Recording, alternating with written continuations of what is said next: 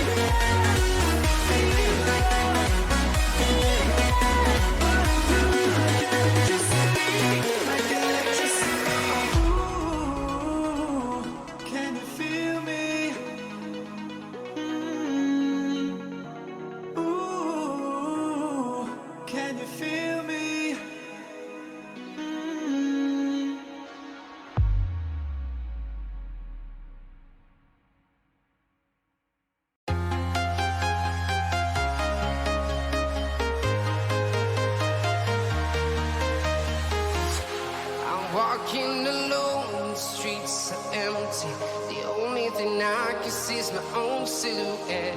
I'm getting stronger, step by step. The clock is ticking, but there's no time for regrets.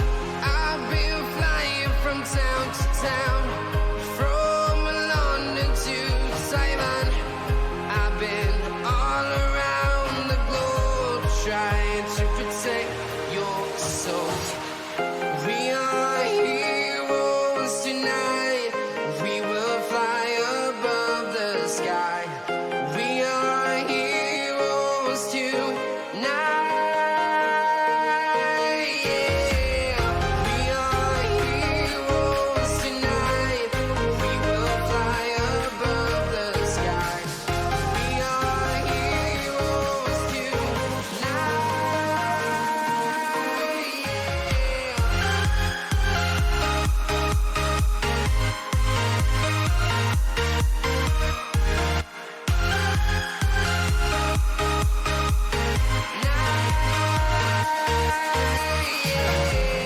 Feel like a dynamite, ready to explode right up in the sky. I need you to listen, I need you to hear, and don't show any fear. I've been flying from town to town, from London to Taiwan. I've been all around the globe, trying to protect your soul. We are heroes tonight. We will fly above the sky. We are heroes tonight. Yeah. We are heroes tonight. We will fly above the sky. We are heroes tonight.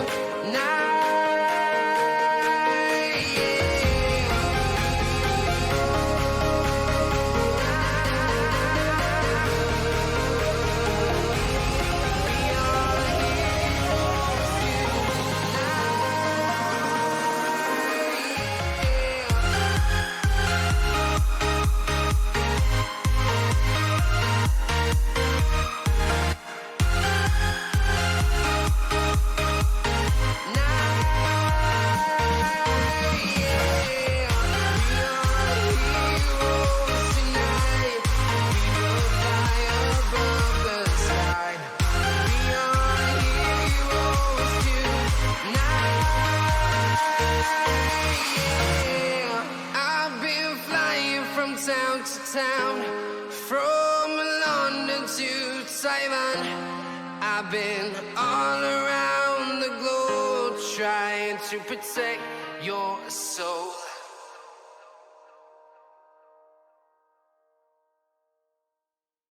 I fell and lost to the war. Shot me dead. I was lost and sad to the voices in my head. I'm gonna get up again. I'm gonna get up to another day. I'm not giving up again. I'm gonna get up. I'm gonna get up. I'm gonna get up again. I'm gonna get up to another day. I'm not giving up again. I'm gonna get up. I'm gonna get up. I'm gonna get up again.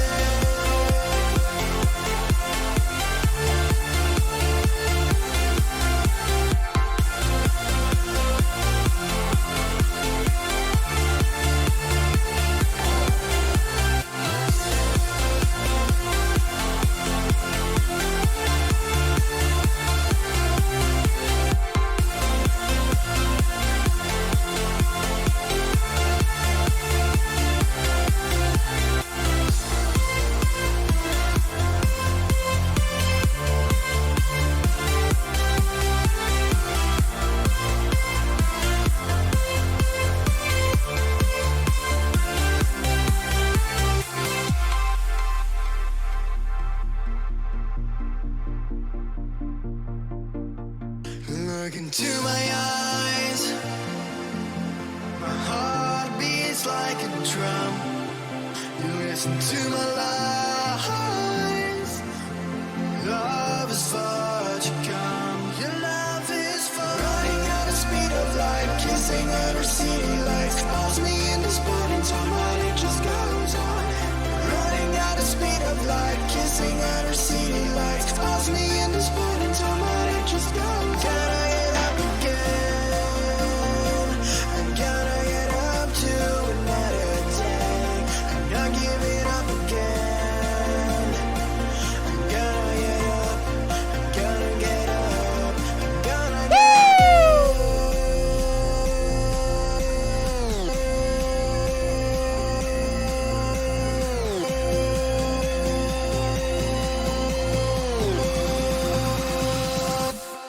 gonna get up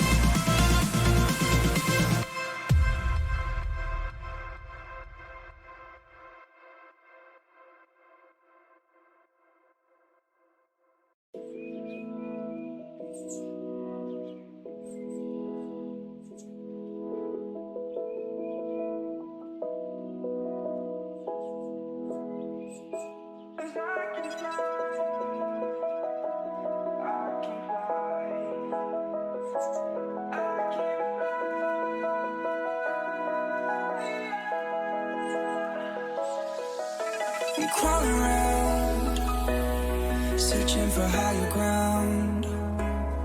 Can't see in front of me, my enemies. I've tried every possibility, ability to know if I can bleed. If that's what you wanted, you won't get it tonight.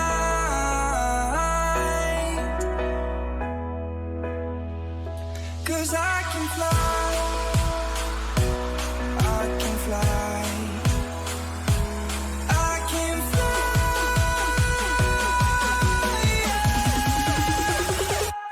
I can fly.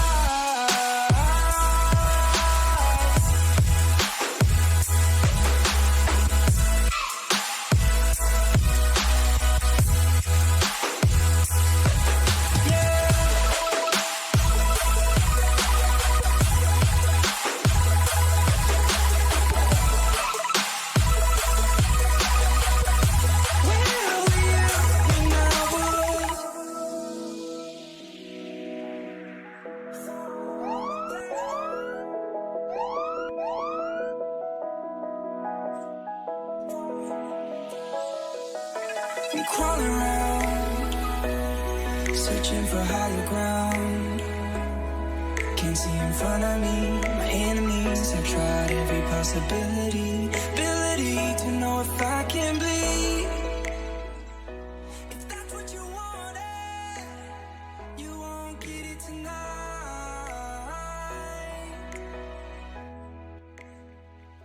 'Cause I can fly. What's going on, traders? Welcome back to the stream. How we doing today? Wait, do we have to be serious? Oh, you know. Who do we got in here today? This is a jam-packed room today, traders. Dang, okay. Okay. Rodessa's bringing the heat. I don't think I've had that many people ever join in the first 10 minutes of an interview before. That's crazy. I think we hit over 100 in the during the 10-minute timer. Hey from Atlanta. What's up, Atlanta? Better break the viewer record? We might. It's 540 with Hugh Henney, so let's see let's see if we can get there today. Also, hey from Atlanta. Cheers to Atlanta today. What's going on, guys? How we doing? I hope you guys are having an excellent Saturday, and we're going to jump right into things. Not going to wait too long here. There's Rodessa up on the screen. If you aren't following Rodessa, what are you doing? Hit him with that follow. Going to pause that music, and I'm just going to get him on the call. I don't really want to wait too long. I'm excited. Are you guys excited? Let me get him on the call here.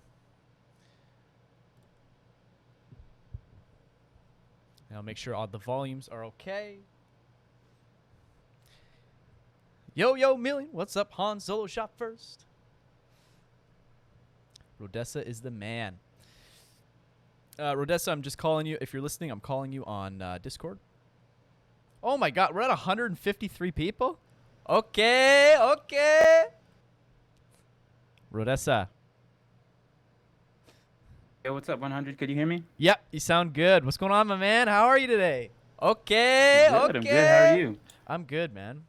Yeah, thank you for having me on. Hey, yeah, anytime, dude, for real. It's actually crazy. This is like one of the most viewed trader spotlights in a while, and it's just started. That's wild. Oh, that's really cool. Yeah. I'm going to disable the sound alerts just while we're doing the interview. Okay. Spam them while you can because I'm turning them off right now. Just don't want any distractions while we're talking here. Disable. Perfect. All right, traders. Welcome. Welcome, Rodessa. Thank you for coming on today. I appreciate it. Hey, Making Sales is here. Fearless Trader. Dang, okay. So, yeah, let's kind of jump into things. How's your weekend, man? How's everything going? How are things? Yeah, pretty good. Pretty good week in the markets today. You know, we had a bit of a fall in the overall markets, but we're bouncing back. And then this weekend is actually going to be my 5-year anniversary with my girlfriend on Sunday, so I'm looking forward to that. Damn, okay. You going to pop the question or what? Just kidding. No, too young. I hear you. So, yeah, a pretty decent week. Let's kind of, for anyone who somehow doesn't know who you are or, whatever, let's kind of start with a little bit of your background. If you want, you can define your trading style and just how did you find trading in general and develop your style, if you want to get into that a little bit. Yeah, of course. So, like many people, I started off on stock twits and, learned the ropes around that. And then I found Shark, who became my first mentor in Atlas. And, I did what a lot of people are doing now. You find your favorite FinTwit trader, your favorite Discord trader, and you review their post every night, right? You try to see what they're looking for. Nowadays, a lot of people post charts, but when I started, a lot of people didn't post charts. So I had to go back and like Shark would post like, this worth watching, watch for this break. And like at the time, I was new. I had no idea what these charts really meant.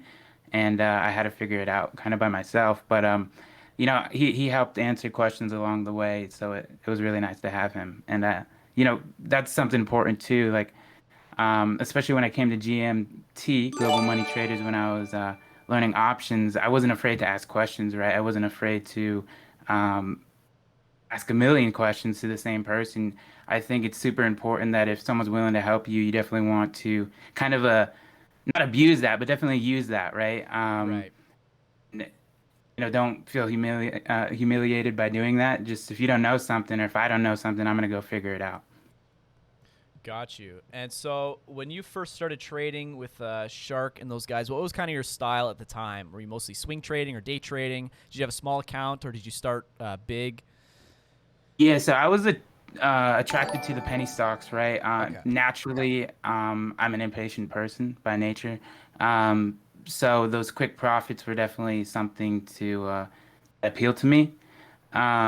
I didn't start with swing trading at all, just day trading, right? Like Shark, primarily a day trader. We all get our fair share of swings, but I followed Shark. I followed the Scout team and Atlas, and really worked with a lot of them. So I never really branched off to swings until I met Brady, partly because I didn't really know how to swing trade. I tried it in the past, just basing it off of technicals.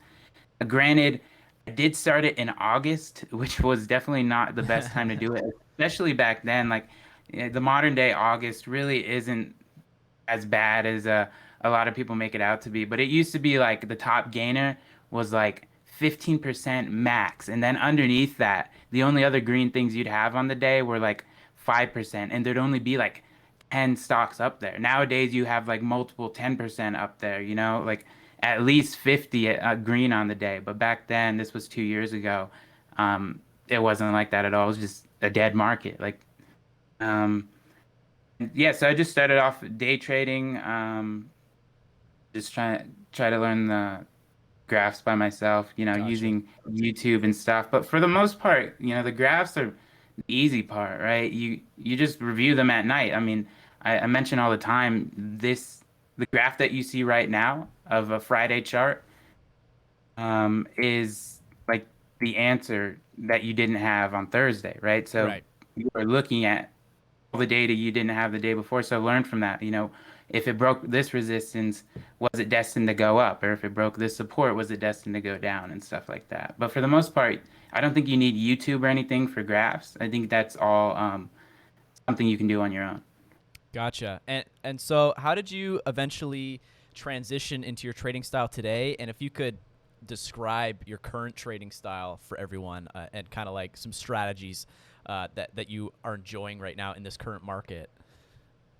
Yeah, so right now, as of a month ago, I transitioned to option trading, and that's not Right. because I wasn't making money in small caps or anything like that. It's just um, eh, during my little hiatus, I found a different environment, and this room focused the people that I knew in the room focused more on options, and I kind of always wanted to learn that, and it was my opportunity to learn it from people I knew, from people who are willing to help out.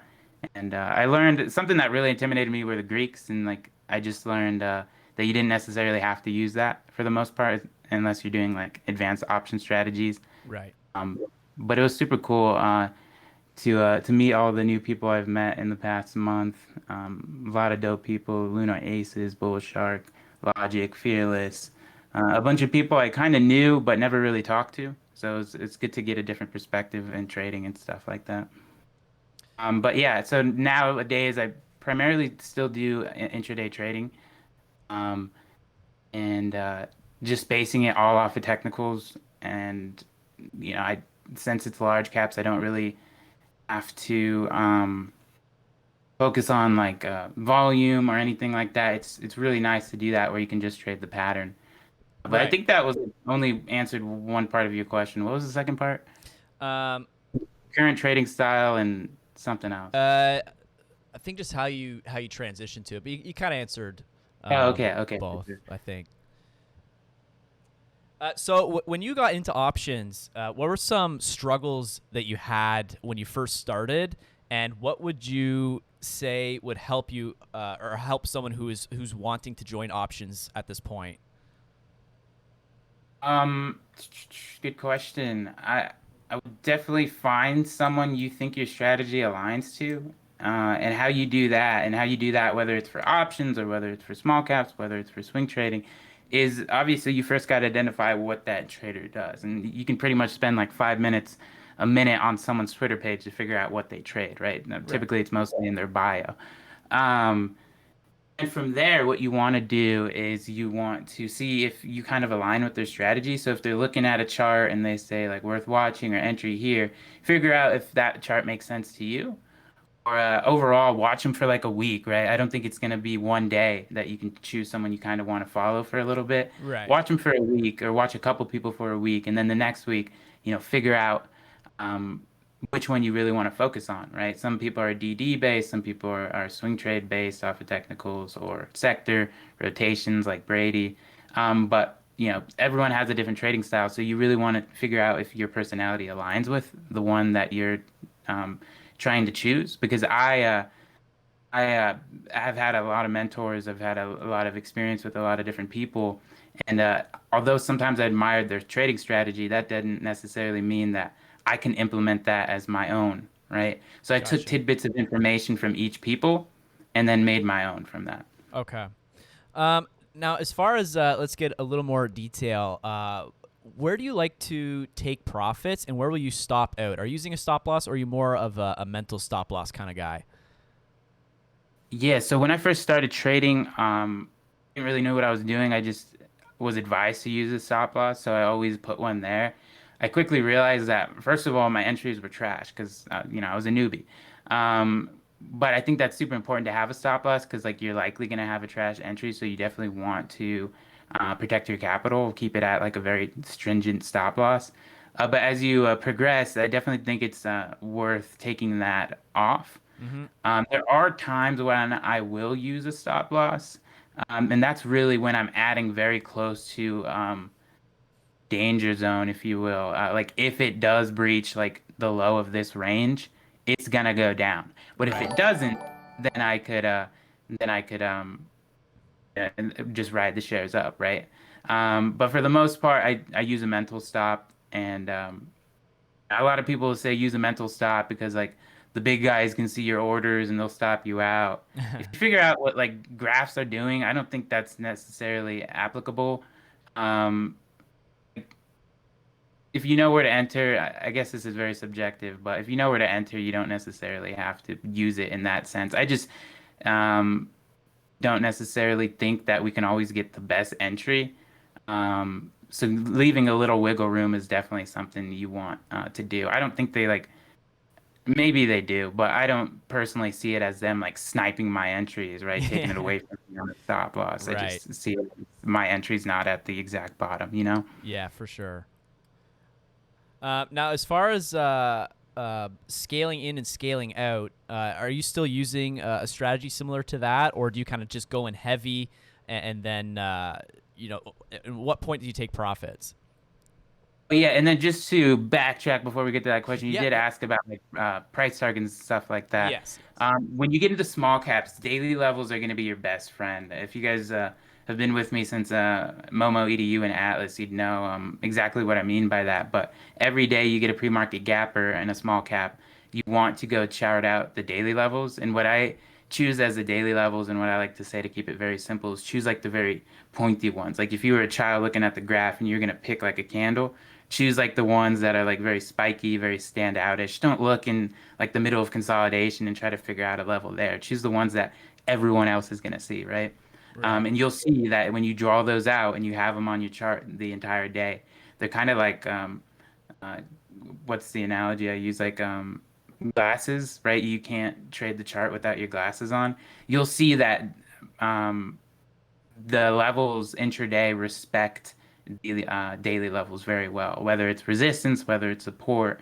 Sometimes it'll respect it to the T. Sometimes it's gonna, wobble around that area. But for the most part, daily levels and small caps are how I use my uh, price target zones. A good scaling point for a general rule of thumb is always a high day break. You definitely want to take profits there. I think I learned that one from Mystic Mac. Another important levels on the chart are yesterday's low and yesterday's um, high a day. Um, just the general base.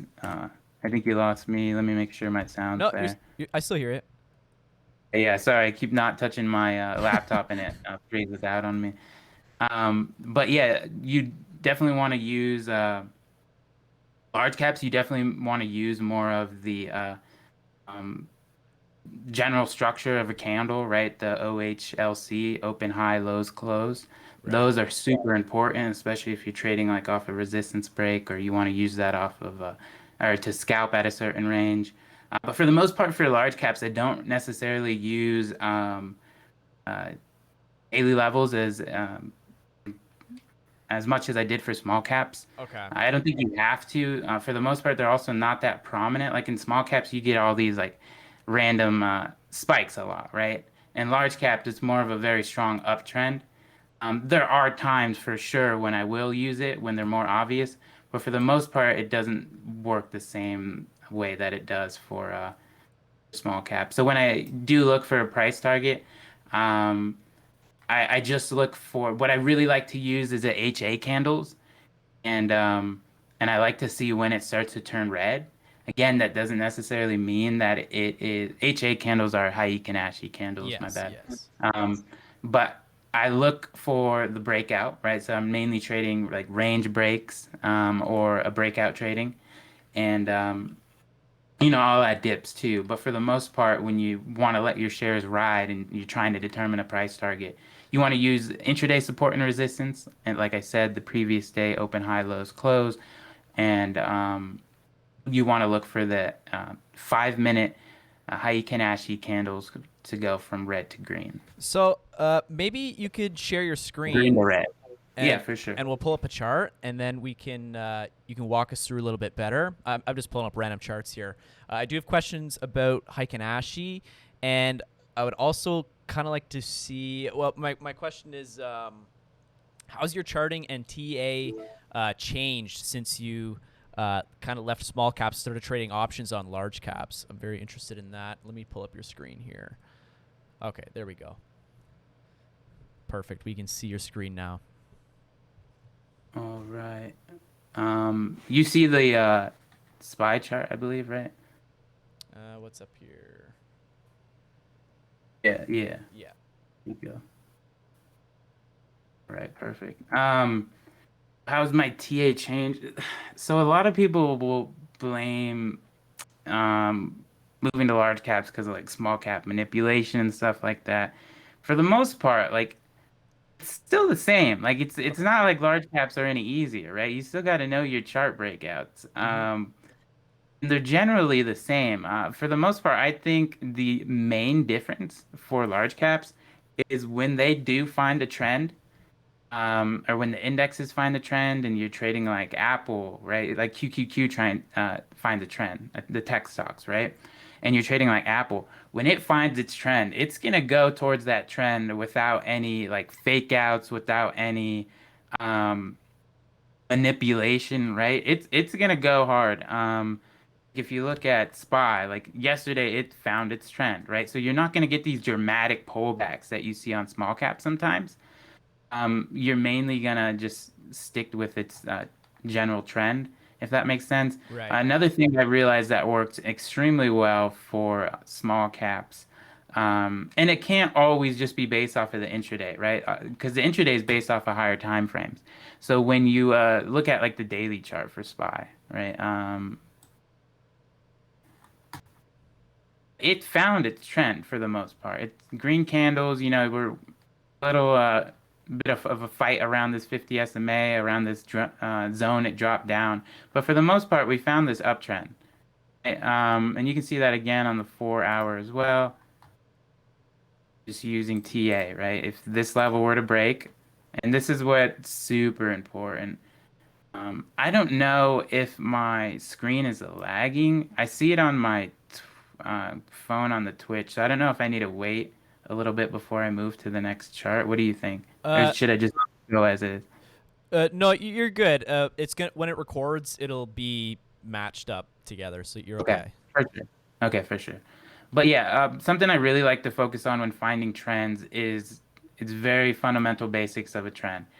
A downtrend signifies is signified by lower lows and lower lows and lower highs, right? So this is a high, this is a lower low, lower low, lower low, lower low. Never breached it, right? Right here, Mm-hmm. never breached it. So it's still a lower low, all the way down here, still a lower low, right?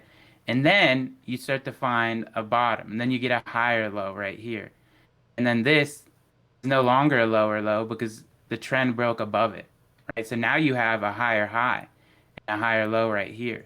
So tomorrow, what I look for this uptrend to continue is a hold, or going into Monday, what I want to see for this trend to continue, at least the 4 hour trend, is this 44.52 on SPY to hold, right? Because if that were to break, then you would have a breach of a higher low, Right. and that would be a bit of a problem.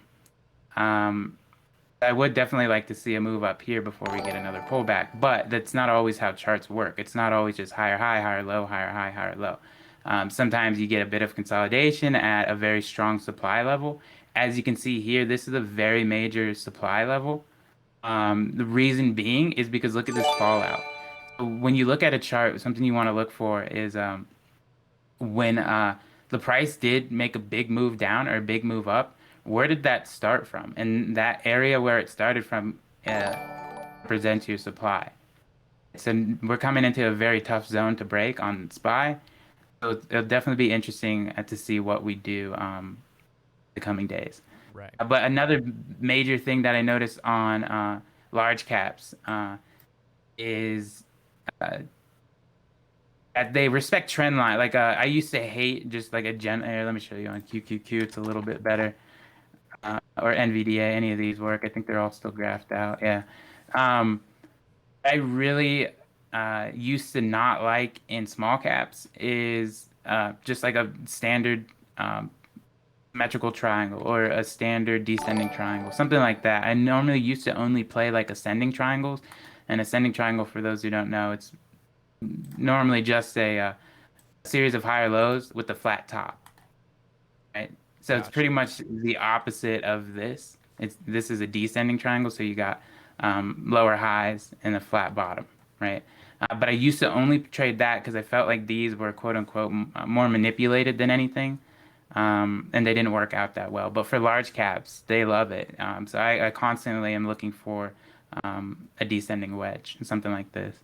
Like another example, if you want, is on NVDA. Yeah, it's really interesting.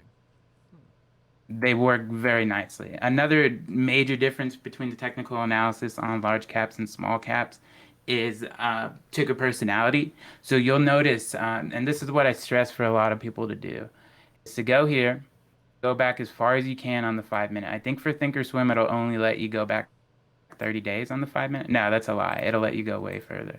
So go back as far as you can. I think it's like 90 days before it like brings you to a different time frame. Watch, for example. Oh, so we're at 180 days. But if I hit 360 days, you see how it goes to 1 hour right here? Right. So you can only go to 180 days. But that's still a lot of data. So to study the personality, or at least the intraday personality, is I will go on this time frame. I will go all the way back, and I will see what patterns tend to work. Is it a range breakout? Is it a flag breakout? Is it a trend line breakout? Is it a higher low that likes to hold, right? And maybe sometimes in the morning you get a move up and then a drop down to here and it's a higher low. They all have some form of personality. One thing I want to note though when you do this is you definitely want to make sure you have another chart displaying the higher time frame, right? Because if this wasn't a consolidation period, it's obviously not going to be true to its personality. If this was in a breakout period, it's obviously going to be different than the consolidation period, right? So definitely when you do this, figure out what the daily chart is doing the day you are looking at, right? Right. That's pretty much it. Like, BA might love descending wedges. I'm sorry, Boeing might love descending wedges, but Roku might not. Right. Another thing I noted is like mRNA, for example. That does not like to retest. When you get a breakout on mRNA, don't wait for a retest. You're not going to get a retest. That's just going to go to the moon, and it's going to go without you. Just get in, right? I typically never wait for a retest. I'll typically hold my shares through that if I do get it. But for the most part, I've not been trading based on a retest, and it's been working out pretty well for anything. So that's just a general note as well. Right. That's awesome, man. And so a lot of options traders with large caps, I've heard a lot that they seem to focus on like a small group of tickers and get to learn them really well. Is that something that you do? Absolutely. So Okay. let me pull up what I got right here. Let me show you what I trade, and I'll explain why I trade that. Yeah, So absolutely. detach this. All right. So these are the tickers I will only intraday trade. Gotcha. That's with I guess an asterisk because it's subject to change. And I'll explain. So reason why I like to trade these is because I noticed that. Okay, let me pull up another thing.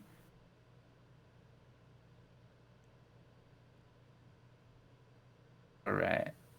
Reason why I like to trade this list on the left and not this list on the right, although you might see some tickers that overlap. That ignore that. Um, I only trade these intraday. The reason being is because these ones, I don't know how people trade. They have like a $1 spread half the time, Right. and I don't like that. Maybe if you're swing trading it, and for sure if you're swing trading it. So these, I'm not afraid to swing trade because you're looking at a bigger picture move. The spread doesn't really matter. But for a day trade, you can be wrong. If you start the position down 10%, it's going to be a bit of an issue. You can always bid into them if you're day trading, right? But for the most part, I don't want to worry about that. Like if you look at NVAX, NVAX is a ticker that I love the personality of. Let me pull up NVAX. Um, NVAX NVAX. Absolutely love the intraday personality of this. I've studied it, but during a time like this beautiful little flag break, wedge break, whatever you want to call it, Right. um, I had like a $1 spread on every single strike, and I'm just not going to deal Wow. with that. I like the one that, and the problem is when you get into a spread like that, the option chart, no matter which one you choose, and whether it's high volume or low volume, what you're gonna start to see is that it doesn't mimic the option chart, or the option chart doesn't mimic the underlying chart. Um, all the time, you're never gonna have a option chart that 100% mimics it, but or 100% is identical to the underlying. But you're definitely gonna have option charts that look more like the underlying than others. And NVAX is just one I can't trade because the spread is so huge. It's like a $1 on every one. I know people trade it, and I'm happy for them, but that's just not something I would do. But for the right side, I will swing trade these. For the left side, I will day trade and swing trade these. These are gonna be very nice. And the reason why I also only focus to this list on the left side is because I think it's better in the long run to understand and learn the personality of these ones than to try to understand and learn the personality of all these and all these. Right. And earlier I said put a little asterisk on this list. So AFRM, something I was never watching until it had gotten the news, until it had gotten great ER, right? When you get a catalyst behind a ticker, like SPCE, for example, right? That had that huge run up into the space flight, right? When you get a catalyst or when you get news behind something, then I will trade these. And just if I'm, not looking at it and I'm just peeking over at this list, all I do is click percent change. If it's up really big for that day, it probably means I can trade it that day and I can trade it. Snap is on this list. Don't be mistaken. I said some of them overlap, but Mm-hmm. um, because Snap made all-time highs, right? That's a form of a catalyst. Costco had earnings, right? That's a form of a catalyst. So that's going to bring in volume not only to the underlying but also to the options. But if something gets a catalyst like AFRM did, I'm going to add it to the list. If something's just moving pretty big, I'm going to add it to the list. That's UPST was only added to the list like 2 weeks ago or last week.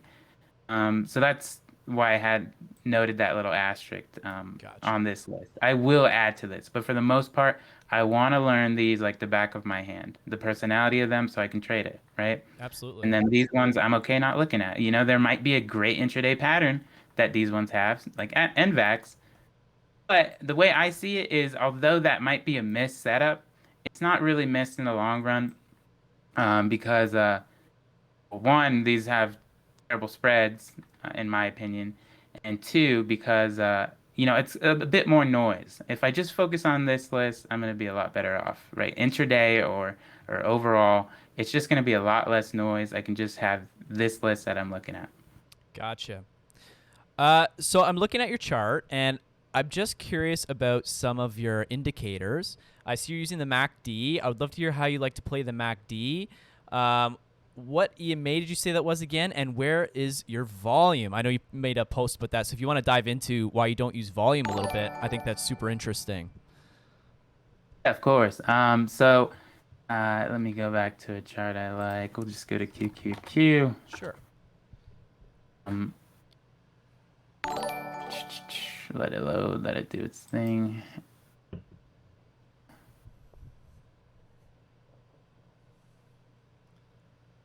All right.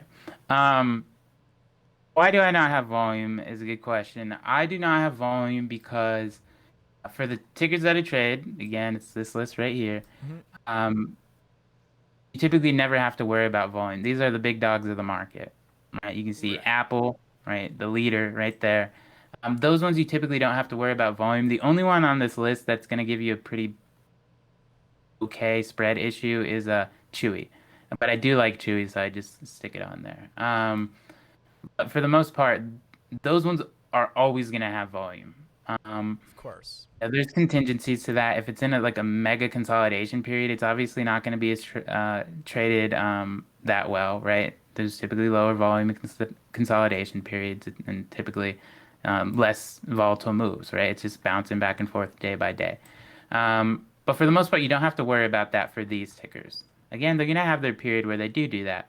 And, you'll be able to identify that if you just look at the spread. But for the most part, these guys are going to be following the market. So they're going to be uptrending with the market or downtrending with the market. Gotcha. Right? SPY doesn't really ever have that much of a consolidation period. Or QQQ really doesn't either.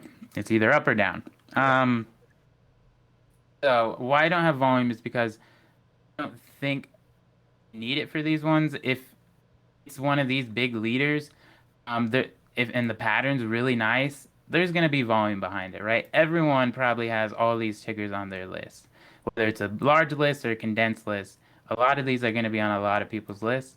So I don't necessarily think it's like small caps where you have to focus on volume heavily. I just think that there's always volume on these guys, so Right. I don't necessarily need to waste the space down here. Something you'll also note too, that I'll give you a visual example of why I don't use volume. Let me go to my little volume guy right here. Here's volume.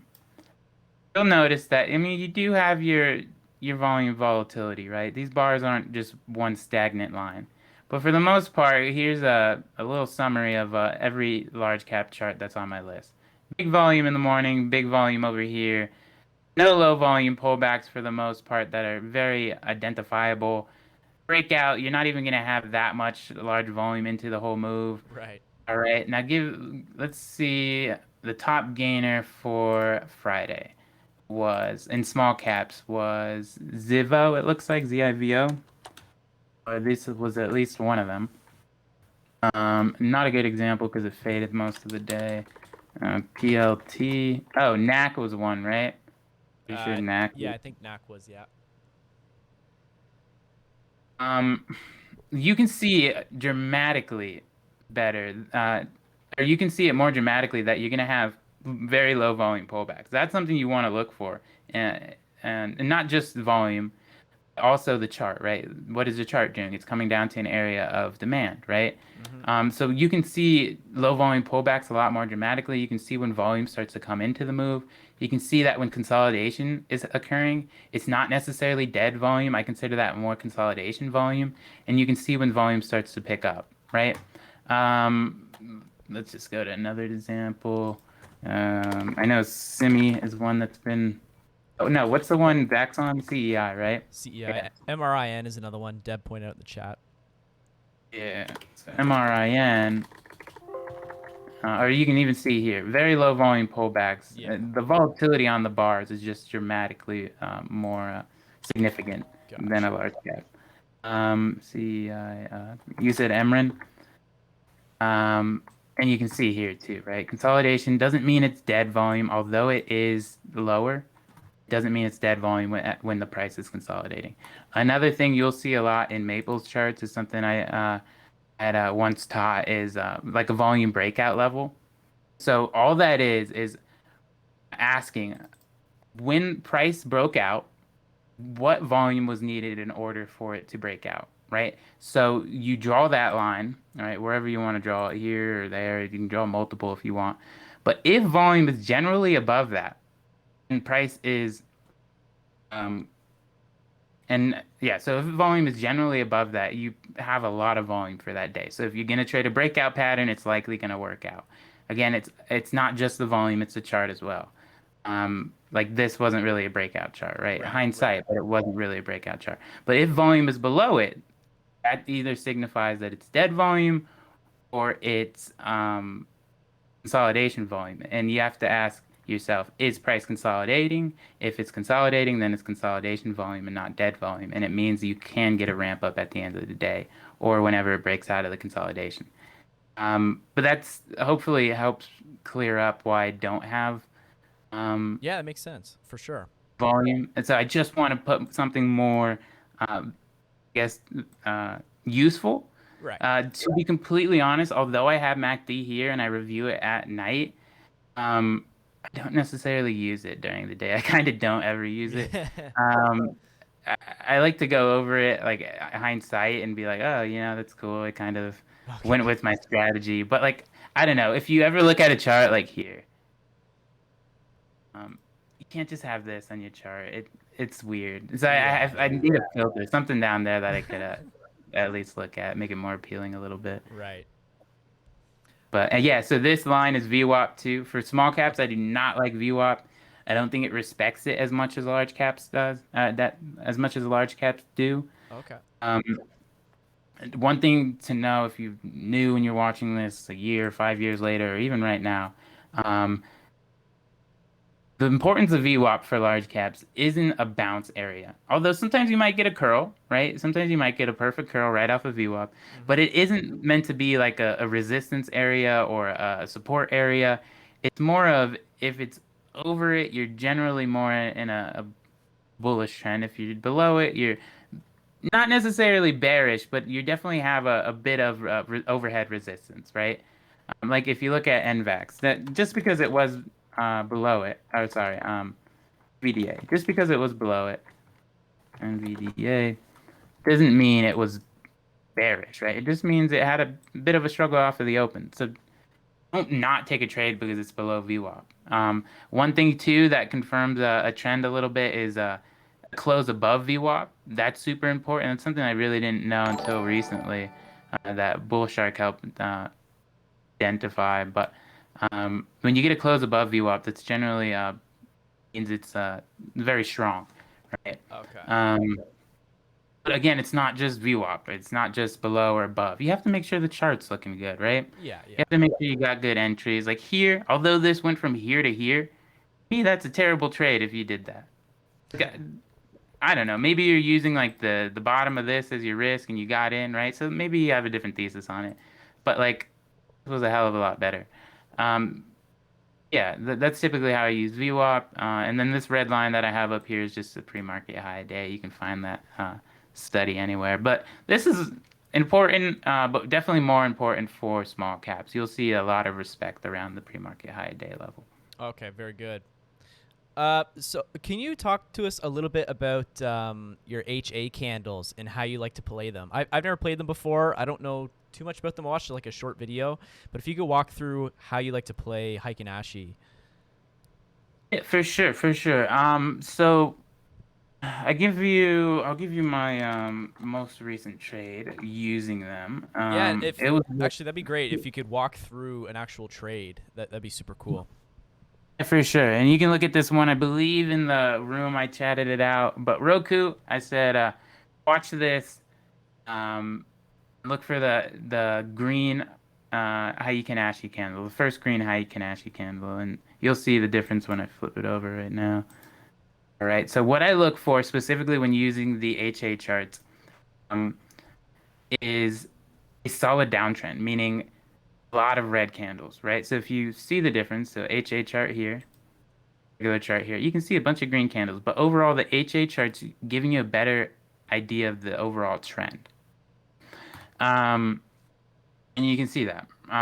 So what I like to look for is for when the candles turn green and or anticipate a bottom, right? Like this one came into great, fell from VWAP, went to great demand, a great demand zone, and then you started to do it. So I don't necessarily just buy when it's at or when it's turning green or when you get that green 5 minute candle close.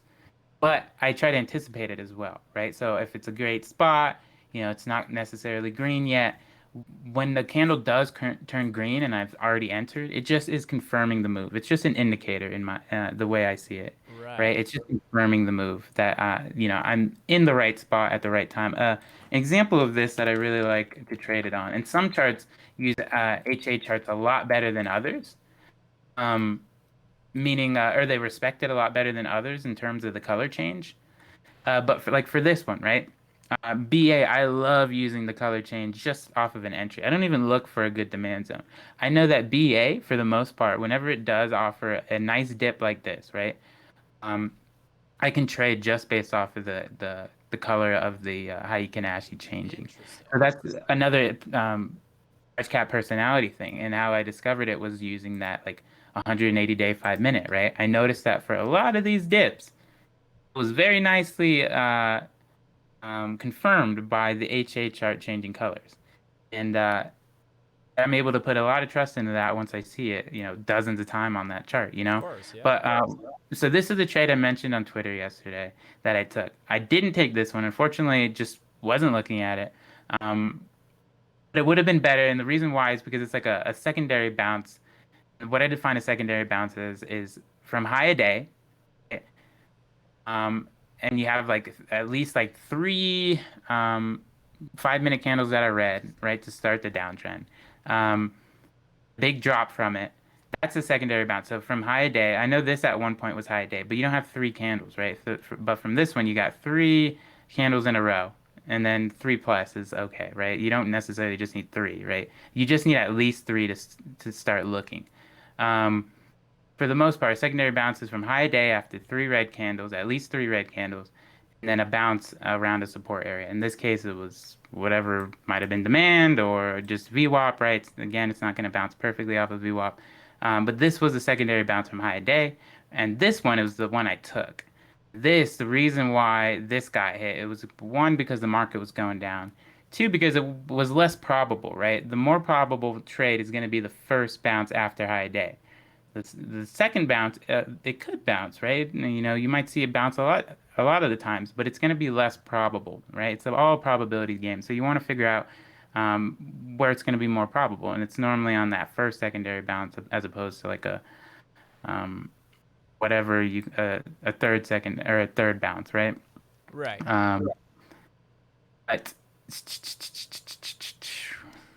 We do sorry, this one, yeah, I entered off of the green HA chart, Okay. the green candle changing, right? That signaled that, okay, we're looking at a good spot, it's starting to curl. And then the VWAP was, I guess, the initial target. And then this one, though, you'll see if you review these options, whether it have been last week's expiration or next week's expiration, this underlying move was too small to even move the contract. So I ended up taking like flat or like a small L on this one, although it did move, right?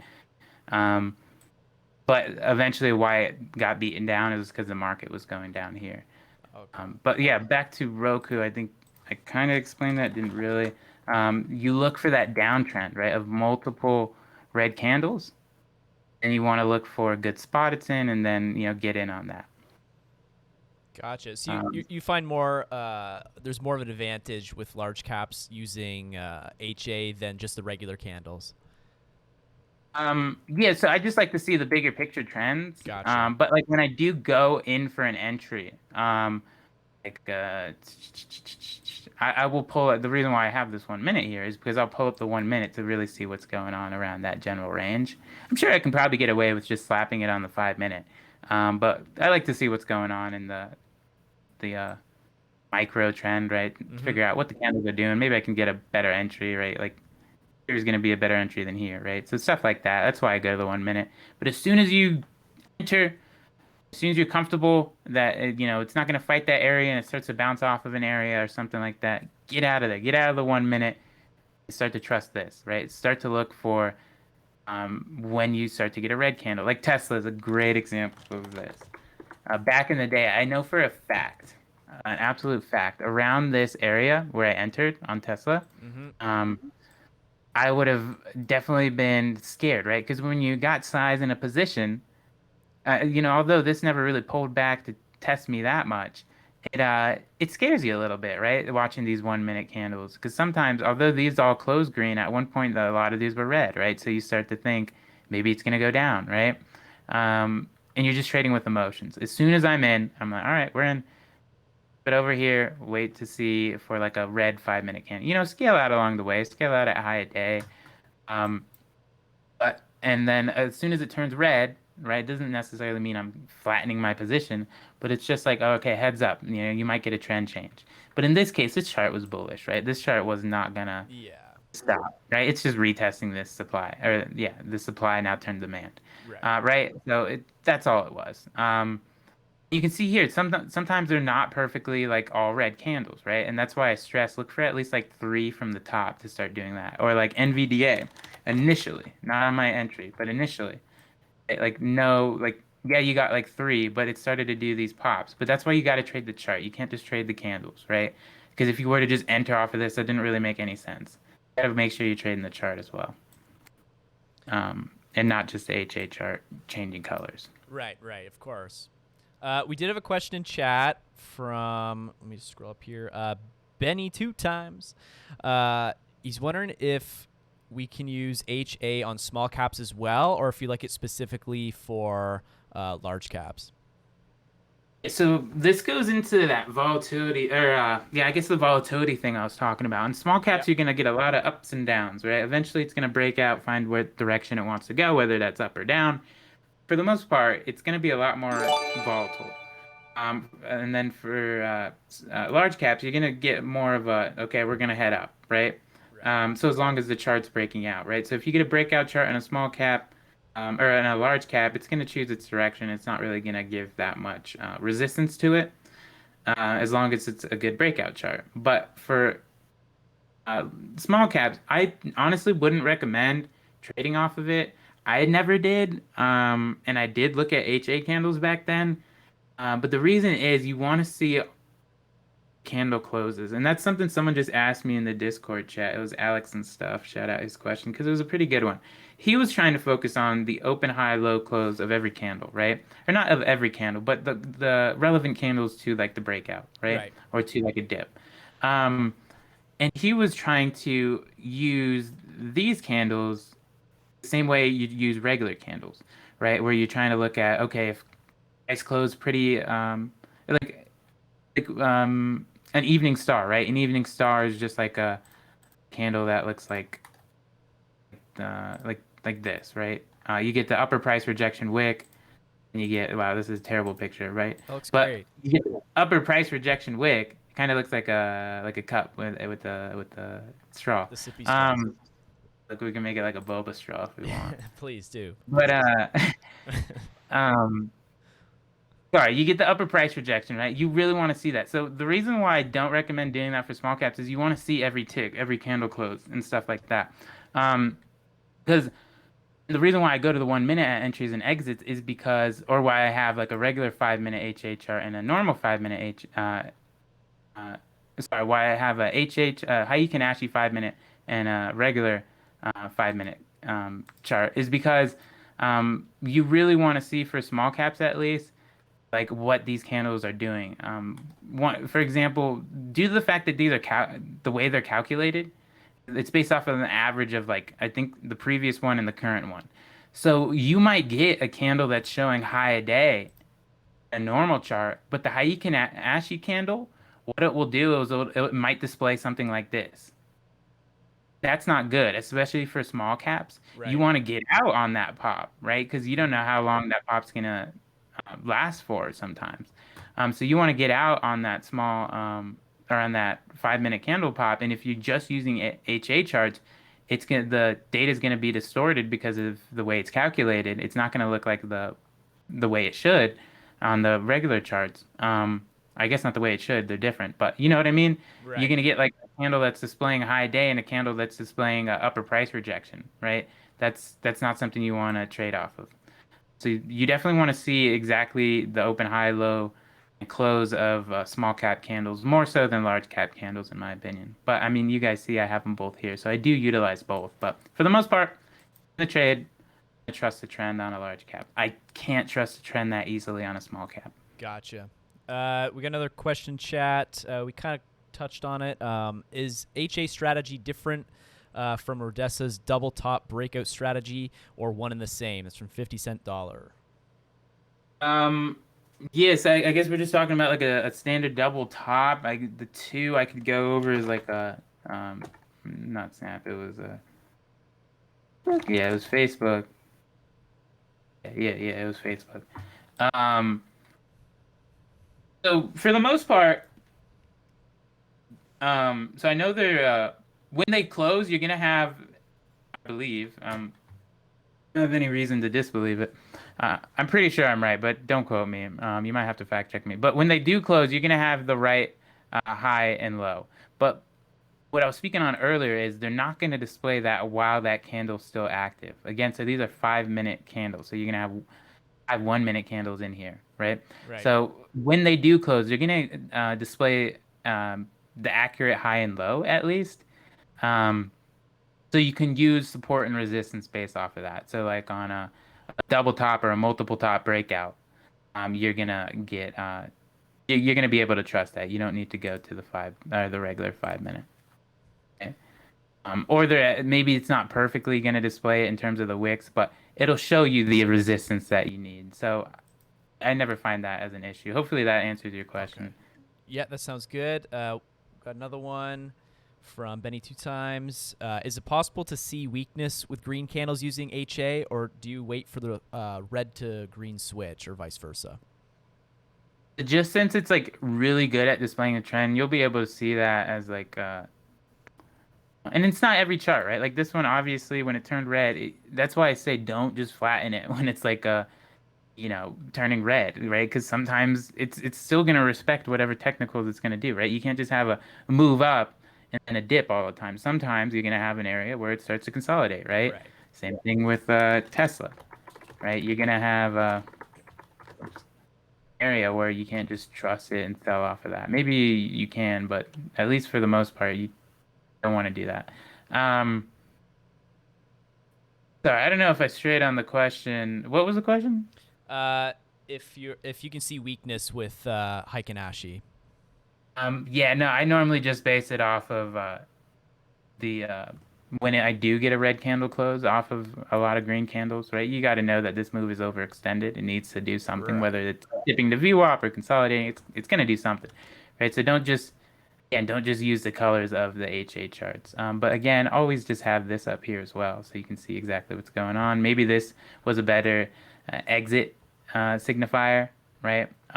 Because it's this upper price rejection candle. Mm-hmm. Then this would have been, you can kind of still see it, right? Right. And I never look to get out of the top. You're never going to get out of the top. You want to get out on the extension, and you want to get out on weakness. So you can start to see the weakness on this candle. Let me show you. In this candle, right? Because it's displaying it on both, right? So you can obviously see it. If I'm in here and I get out here and not up here, that's completely fine, right? Yeah. I'm staying in as long as I can.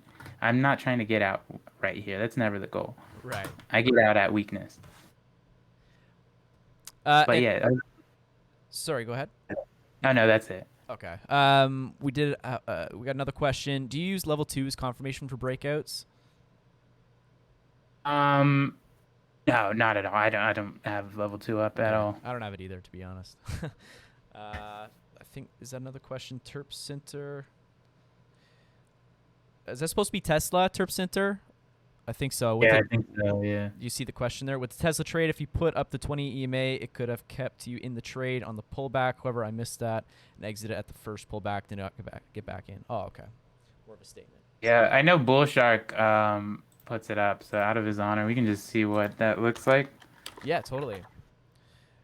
And then I would love for you to kind of show us a couple of your favorite setups right now that you're kind of keeping your eye out for. Yeah, for sure. So the 20, yeah, I guess you could have definitely done that, right? Never really crossed below it. Mm-hmm. But you can also just use your patterns, right? Maybe if you were in from here, but I wasn't in from there. I Right. don't know. I don't use the 20 at all. Don't ever plan on using it. I think a better one actually would have been the 9. I used to use, as a small cap trader, I used to use way back when Emperor Trades was in a scalp room, and that ignore me. But he used to show me the 9 EMA, and that was a pretty cool moving average to use on the 5 minute for small cap. So maybe that's something you guys can implement. Like I said, go through like the top gainer charts for small caps if you're a small cap trader. See what the 9 EMA did and how you might be able to use it if you had a good entry. For the most part, it helps. It's the same thing as like your idea on that 20 EMA.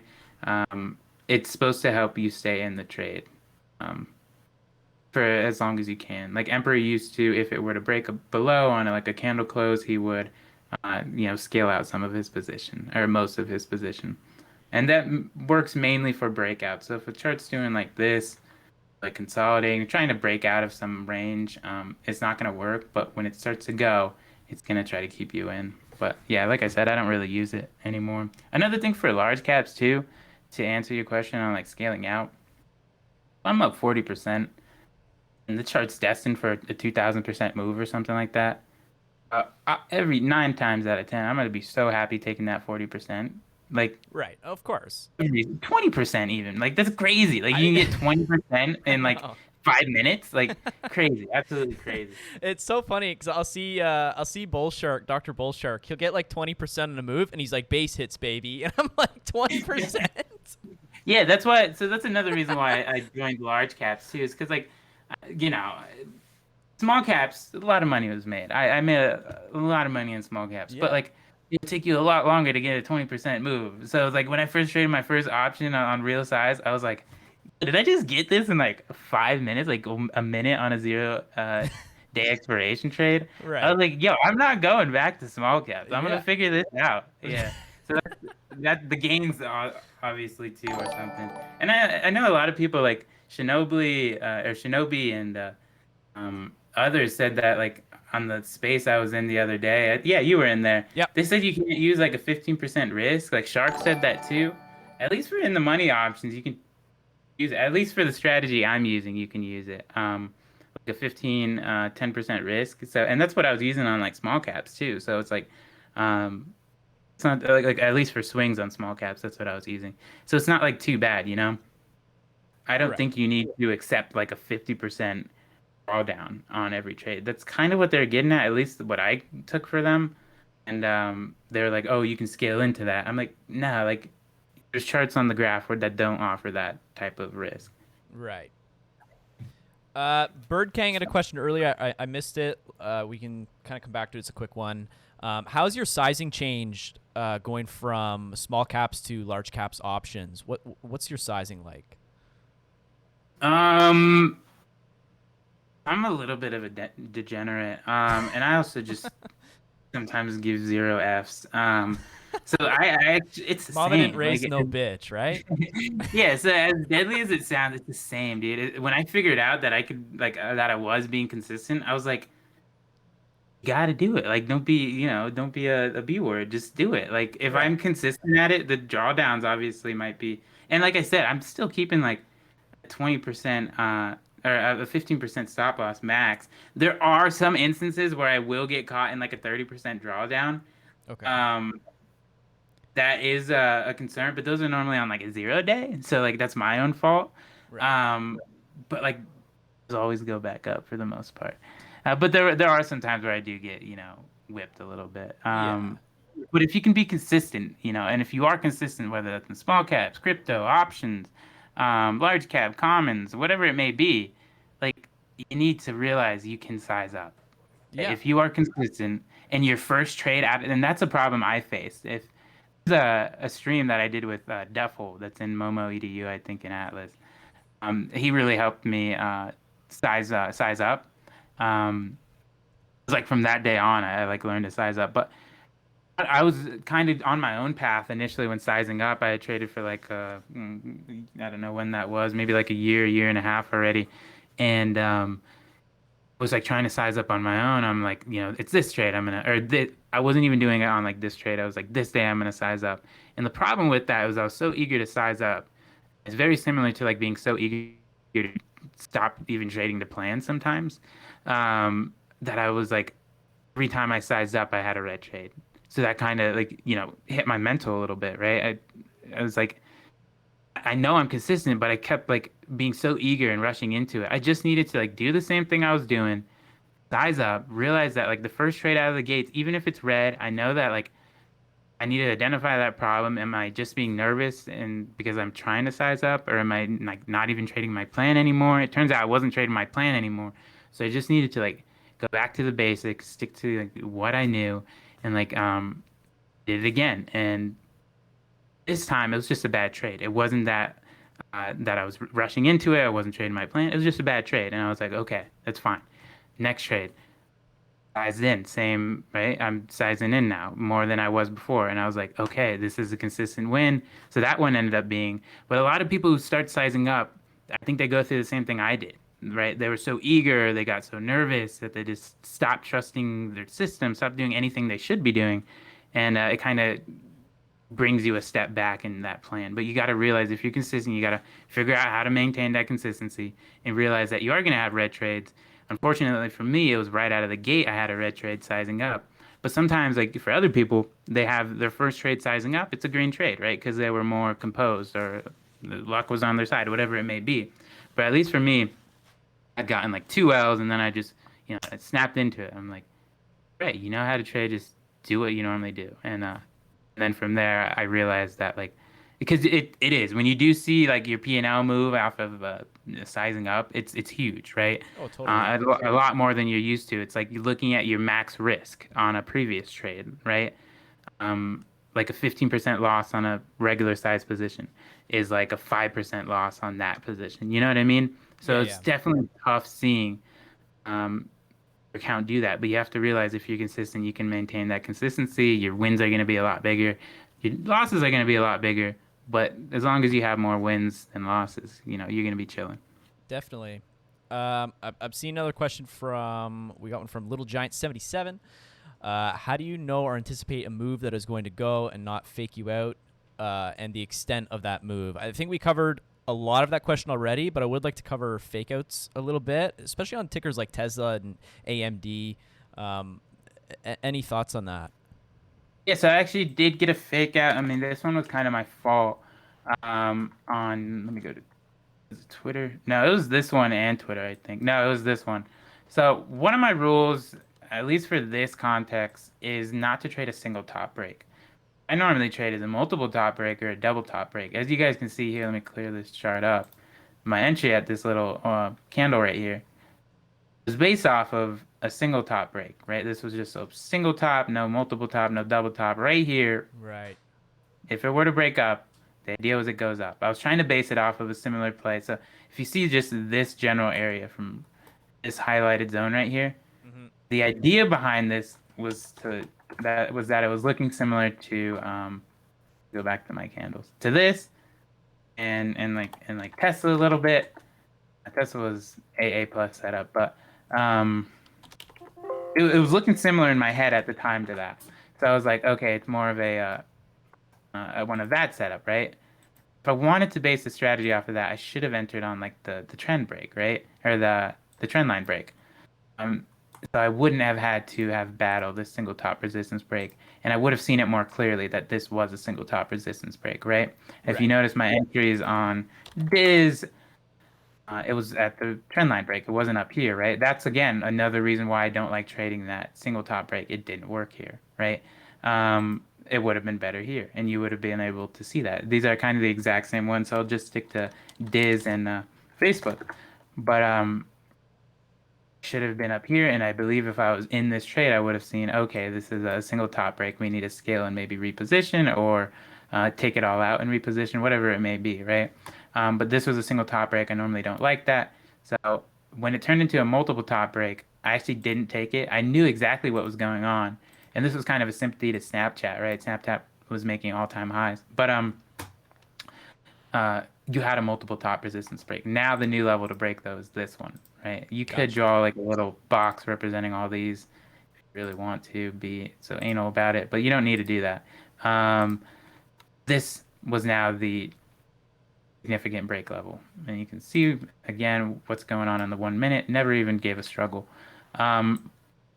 Yeah, that's why I like that. Twitter was another mistake I made. It was kind of similar to that. Again, entered on the freaking single top break, right? There's no double top break thing going on here. Maybe in this area up to here, but single top break, right? Yep. And then when you get the multiple top break, problem with Twitter was there was a lot of better charts happening. At the time this was happening, you had Tesla happening, right? So Tesla was obviously gonna be a lot better than this. But yeah, reason why I entered on this break was because right before this was Facebook, and I realized on Facebook I probably should have taken it because it was still a multiple top break, although kind of a bit more ugly, still pretty good. I think the chart on Facebook was overall ugly, but the resistance was good, and the reason for it to be up off of like a sympathy was better. But this would have been the break. I just kept this same line, but you could have done this break as well. Yeah, this one was just overall weaker that day on Friday. But I did end up getting out and then taking it again for a good move and a good option move, but it definitely had a lot more struggle than like Tesla did, right? Yeah, I hear you. So in the morning when you're getting ready for your day, you have your watch list made, whatever. What are you looking for as far as when you narrow down that watch list and you're like, okay, I'm gonna make a trade on one of these few tickers? How do you eventually narrow down your trades and pick which one you want to trade? For large caps or small caps? I can do both. Let's do both. It's very, very different. So I would do small caps because I know a lot of people are more small caps traders. But Yeah. for small caps, very simple, very simple. For small caps, you want to set a very simple scan up, or you can use the Webull Top Gainer scan. But for Thinkorswim, this is the scan that catches anything above 400K volume. I'm pretty sure everyone has this by now. If you don't, maybe someone will be nice enough to link it in the chat. But this was a scan I created a long, long time ago with the help of Emperor Trades, and I realized I don't need to be looking at like the Discord chat for what's moving. I need to just see everything that's up, right? So for the most part, every day, you could look down here and you'd be like, this one could turn into the next 20% on the day, right? Because it has a great daily chart. But that's something you want to do when it's slow up here. So when it's slow up here, you're waiting on something and you're just trading small caps. Go down here, look at these good daily charts, right? Some of these are going to sometimes end up at 5% here, and then the end of the day, it's up at 30% because that chart's ready to break out. So use this as like a scanner for good daily charts or good resistance break levels. But for the most part, if you're day trading off of 5-minute intraday charts, you're going to want to just focus on like the top 10 up here, right? Because what do these all have in common? They have volume in common, right? And just go through them, attach them to a graph, and go through them, right? Do you see something you like?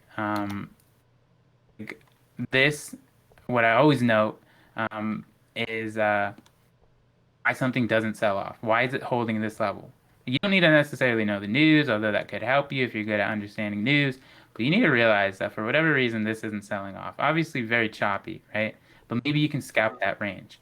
Or this, right? If you're looking for a short, this is kind of what I talked about, why I don't necessarily like triangle breaks or symmetrical triangle breaks, because they, for the most part, fail in small caps, in my opinion. Something I look for though when entering a trade is always something low risk. So like for pre-market, I used to be really good at trading the open on large or on small cap stocks. Something I always looked for, and I never really ever traded pre-market. But what I looked for at open was something that defined an area of risk, um, defined my risk already going into open. So this you could have entered right at open and use this as your risk, right? So from Right. 350 to 34, that's not even 10%. I don't know what that is, but it's super low, right? So that's one way you could have traded this, right? If it were to break this, you get out. Simple plan, right? Um, let's see another one that happened at open, right? This one was, yeah, so it gapped up, right? You got to expect that a lot of these previous gap ups are going to have movement. What you could have done was look for an area of low risk and small caps and just trade at that, right? If it were to break this, let me go to the regular chart. Were to break this level, you get out, right? This gave it a nice wick down. You could have traded. Again, this is all hindsight, but this is stuff I looked for, right? Great ads, right? 13.56. If you were to get anywhere down here, you could have got 13.71 down to 13.55.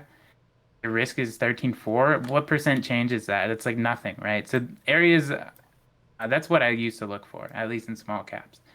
I know Zach strategies like look at the top gainers too, so that's when you know big money's also looking at those ones. But the Right. way I approached it is I looked for the trades that had the lowest amount of risk, right? Not just like a morning flush that happens either at market open or shortly after, right? That's kind of his strategy behind it, but those work too. One thing that will help narrow down your list is anything making a high into pre-market, never take that. Know that that's likely going to fade for the most of the day, 9 times out of 10. And there's always one a day that's pretty much making a high into open, and just ignore that one. Um, said Emran was a good one. That See, this one would have been hard if you were to base that strategy off of, right? This would have probably been your risk, and or this. I guess that's a demand zone. So what you could have done is if you had a good feeling on Emran continuation, you could have just used this as a demand zone and waited for this 5 minute candle to close. Right? That's Right. also something you do. It's a mixture of a bunch of different strategies, but Hmm. you don't have to get in at the bottom. But you see this lower price rejection wick, you had Emran on your watch list, right? Because it moved yesterday. Um, you look for the move up from there. And that's just open plays. But when it comes to trading intraday plays, same concept. Always look for something that's giving you a very defined level of risk on the 5 minute. Here, right? You can enter anywhere down here. Anything close to it, you're scaling in, right? You don't have to worry about options unless this has options. I don't know if it does. But if you're just trading common, it's a lot easier because you can just scale into this, right? Um, Use this defined level as your risk. If this were to break, the trend would have definitely broke below with it, but it didn't do that, right? And see, when it did test that again, that's a good short, right? So flip Emran chart around and you can see that. Nice double top break, like I always talk about, right? Like I just talked about. So Right. you get to move up from there. So that's typically what I look for. Another good example of a trade that I did miss it on Friday is right here. Very low or very clear and defined risk right at this level, right? Consolidating, that's what I look for. So that's what the range breakouts I talk about. So it's kind of breakout trading, right? Because you're scaling into the bottom of the range and then you're getting some on the way out of it, or maybe you're just scaling in. But I look for the ones that have the possibility of a range breakout, Okay. and then that's something like that. Or I look like a very nice bullish chart like Tesla is what I look for. And that's just showing a monster strength. Yeah, Like this for is sure. just a monster strength already identified here. And it gives a great opportunity. Like Snap was another one with monster strength, but I never ever saw an opportunity for something that aligned with my strategy in Snap. If you think of ranges or you think of low risk trades, I don't see that in here. So although, people look at this and they're like, I'm getting such FOMO on Snap. Like I don't think of that ever. Like I just look at it, I'm like, yo, like there's no trade in here for me. I don't think about getting FOMO because it's way up here. I'm just like, yo, I'm gonna lose money if I trade this. Right. So I never understood why people are like the stock like looking like this and they're like, I have such bad FOMO on this. Like, why? Like you're gonna like it doesn't make any sense. I just look for low risk all the time. I I hear you. open intraday, and that's just my strategy, right? Because I think it's just like part of my personality, right? Needing that low risk if it breaks this level security. But like, some people are good at trading this uh, momentum, right? I just can't do that. Or identifying that there is this much momentum, right? You can enter here and you could add a great trade, right? But for me, I need those zones. And like, if I don't see it, I'm not going to trade it. If I know it's going to come the next day. I know it's going to come in 10 minutes. I know it's going to come in an hour. It might come next week, but I'm not going to trade it. But for small caps, I did mention one in the Halt podcast. Anyone hear that or remember what we talked about? It started with an A, and I wanted to go over that for like how I make a swing trade watch list. I'm sure no one remembers, but one that I could talk about is CEI. So on my CEI was something I talked about on that one. We were talking about the direction of it, and I think at the time it was right here of when we recorded it. And we were thinking, is it a good buy now? What's your thoughts on CEI? Overall, what I looked for at the chart was that I'd be very scared shorting it, simply due to the fact that there is everyone on Twitter on it, a lot of big dogs on it, right? And that mainly came from the fact that this was the first pullback. And I use AHT example, right? That's our most recent example of something Zach Morris has been behind, right? I think there might have been something else, maybe dad chat, but for the most part, the one that came to mind was AHT. So I wanted to use historical data to figure out why I thought, or what the direction I thought CEI was going to go to. And the first pullback really off of the breakout move, or even down here, I think is when he called it. I don't know when he called it. But the first pullback of the big move was never the bottom, or was never the top, right? It's going to push up one more time, and that's exactly what you're seeing on Simeon. That's why, on CEI, and that's why I said overall it's probably going to get one more pop in it. The shorts are getting comfortable, but then they're going to get shaked out on any previous high a day break or something like that. Ater. Oh, so Ater is a perfect example. Someone remembered it. Thank you for listening to that. You guys are good people. But ATER is something I would trade off of. Again, I use volume for small caps. So let me get in here. The one thing I learned, especially from trading with Brady, is he's very good at sector rotation. As much as I admired that, I sucked at it. As much as I trained underneath him, like right underneath him, he was my mentor. I sucked at it. I quickly figured that out. So what I started to realize was we were trading the same tickers a week later that ran the week before, right? That's typically always the case. We're always seeing the same names in small caps a week later or 2 weeks later, right? So what I specifically started to look for was the backside of the move, I guess is what I call it. So this wouldn't really have fit my strategy. Maybe you could have drawn something like this. But what I like to look, maybe on the 4 hour this worked. I don't know.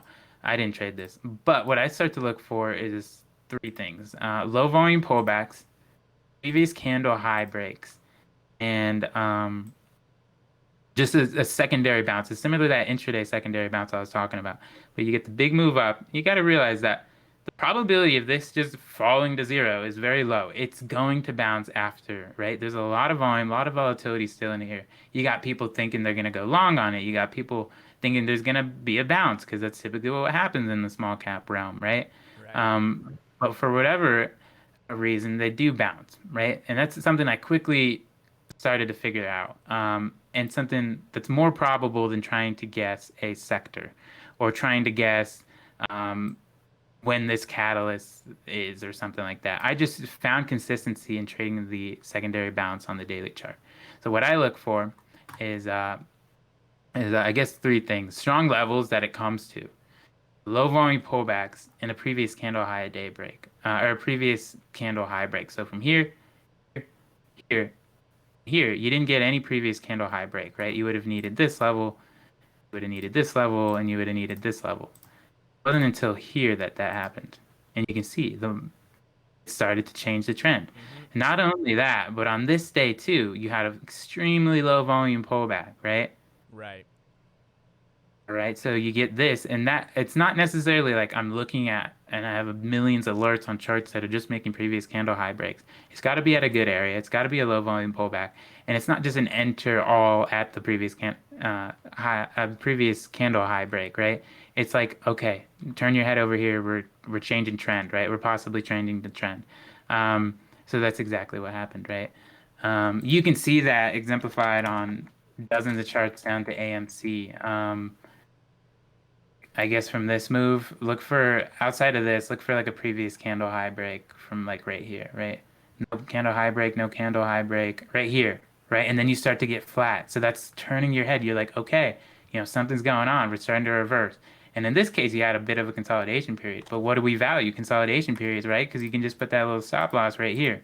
Mm-hmm. That's one way you could have traded the backside of the move on the AMC run.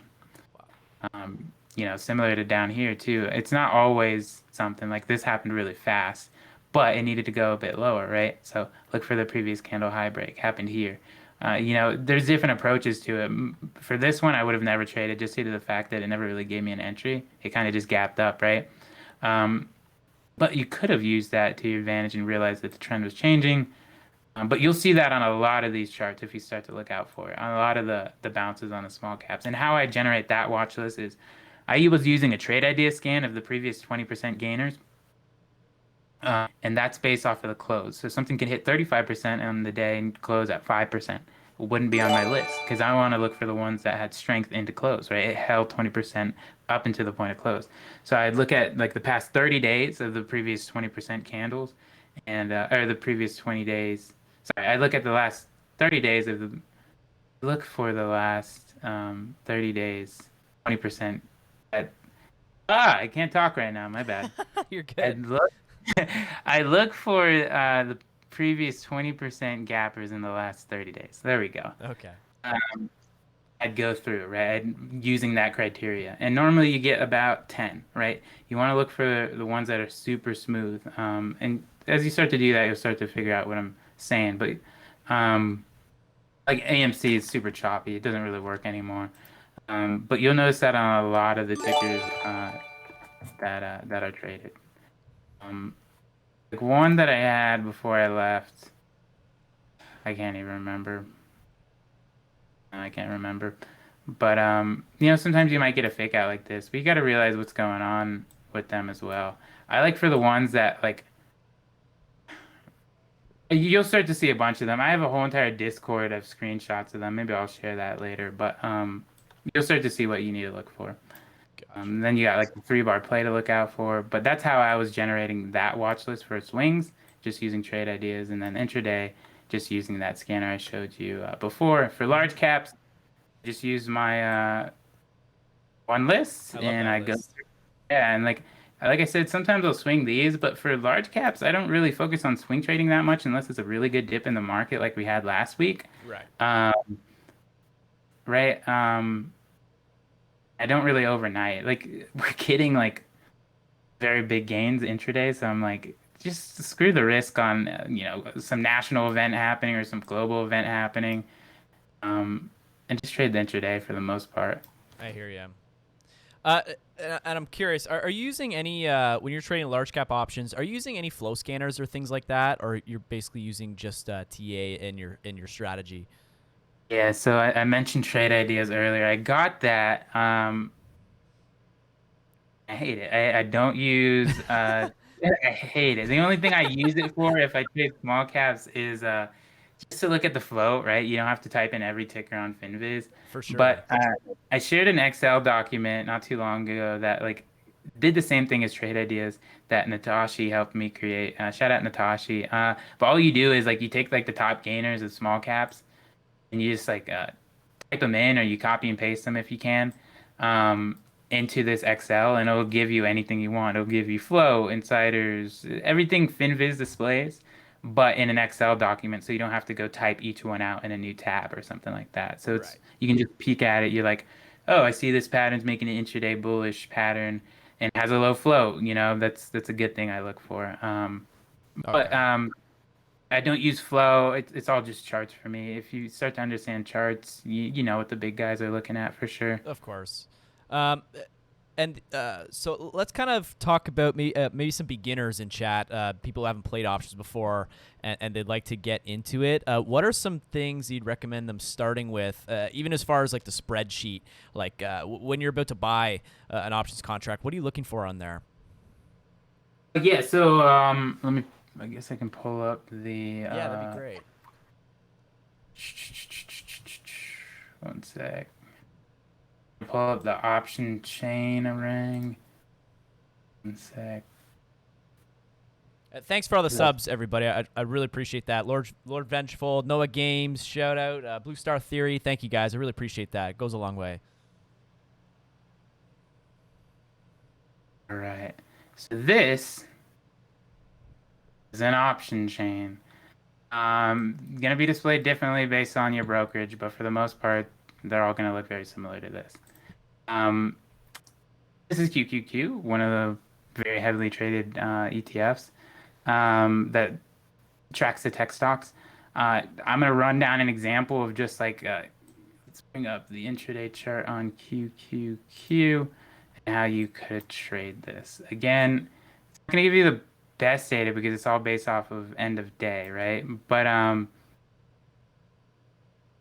we go. Today we are live right now, and we're looking at the time right here at you can't see the time. Yeah, wherever time this happened. There, let me put this up.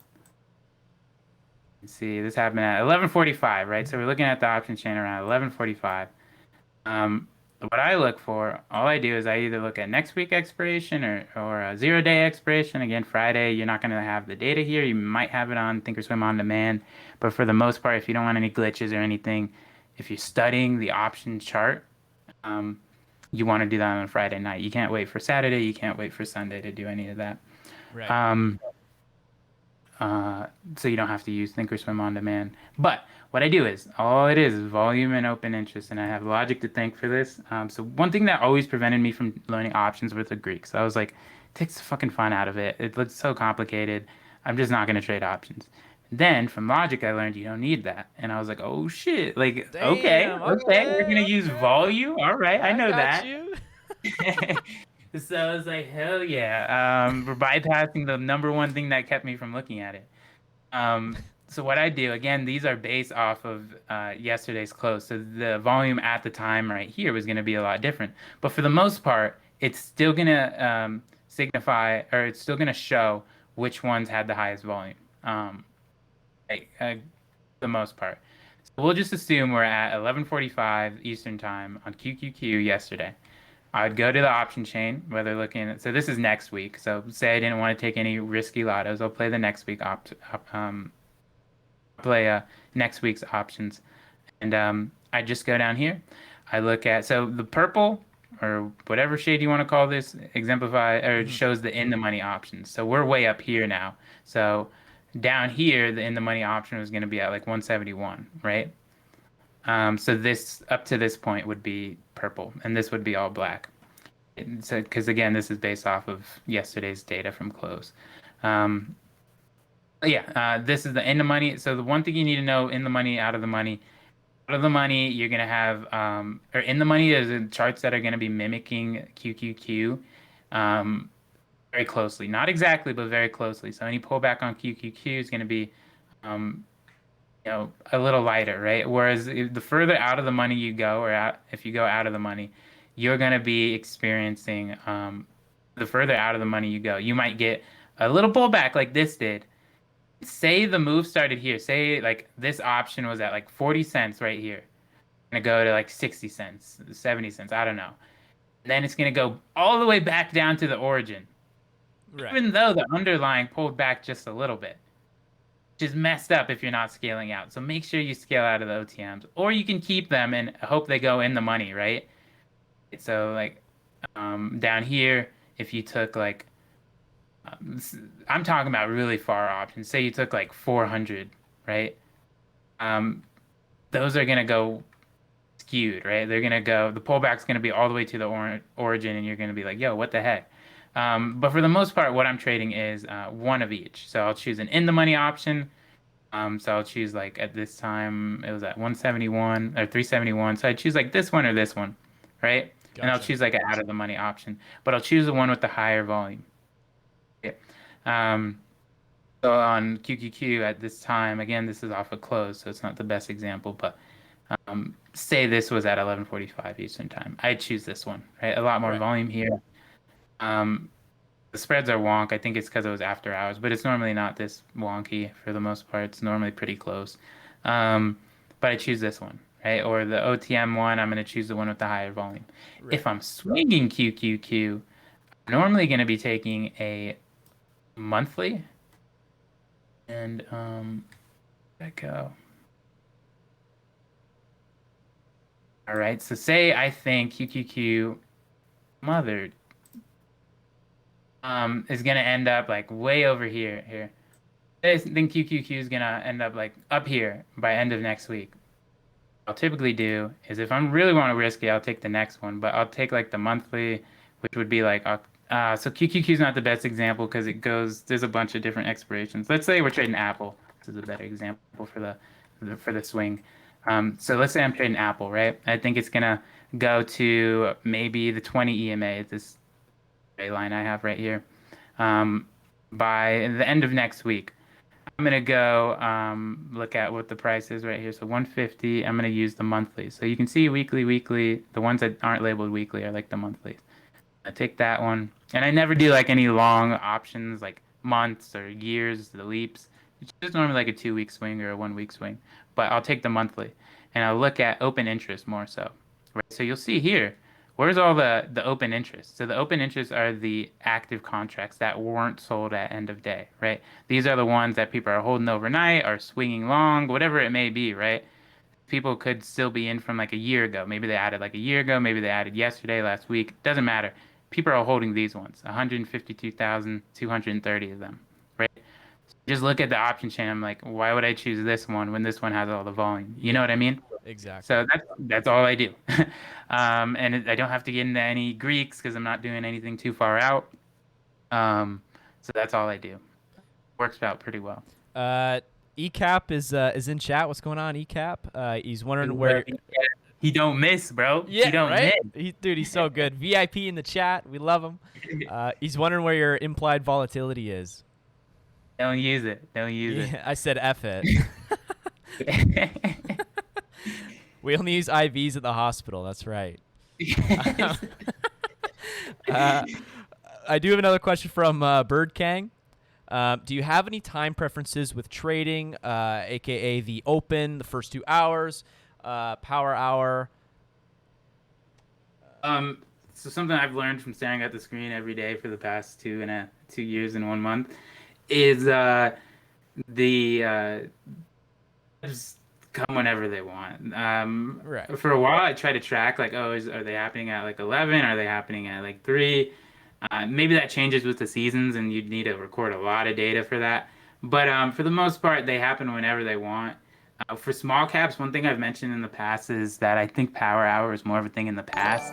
Um, Sometimes like or lunch is more of a thing in the past. I'm sorry. Like you can have breakouts. If the chart's ready, the chart's gonna go in the middle of lunch. Sometimes too, power hour, like you'd have a before power hour run, and that makes power hour like I think it used to be like power hour is like, okay, we have like a power hour, right? We're gonna have these big moves. But for the most part, for a while, I started seeing it happen before, like an hour before, and then like power hour was weak. It's just gonna go whenever the chart's ready. I don't think there's a certain time to trade. That's why I never really take a break. I'm always in my room, trading throughout the day because like my favorite setup isn't going to trade at 11 a.m. every day Right. in January. It's not going to trade at 12 p.m. in October, right? It's going to trade, or sorry, like at 4 p.m. in October, right? Or 3 p.m. in October. You get the point, though. The pattern's gonna form whenever the pattern forms, and it's not gonna be, based off of anything, in my opinion. So it's just whenever the chart shows up.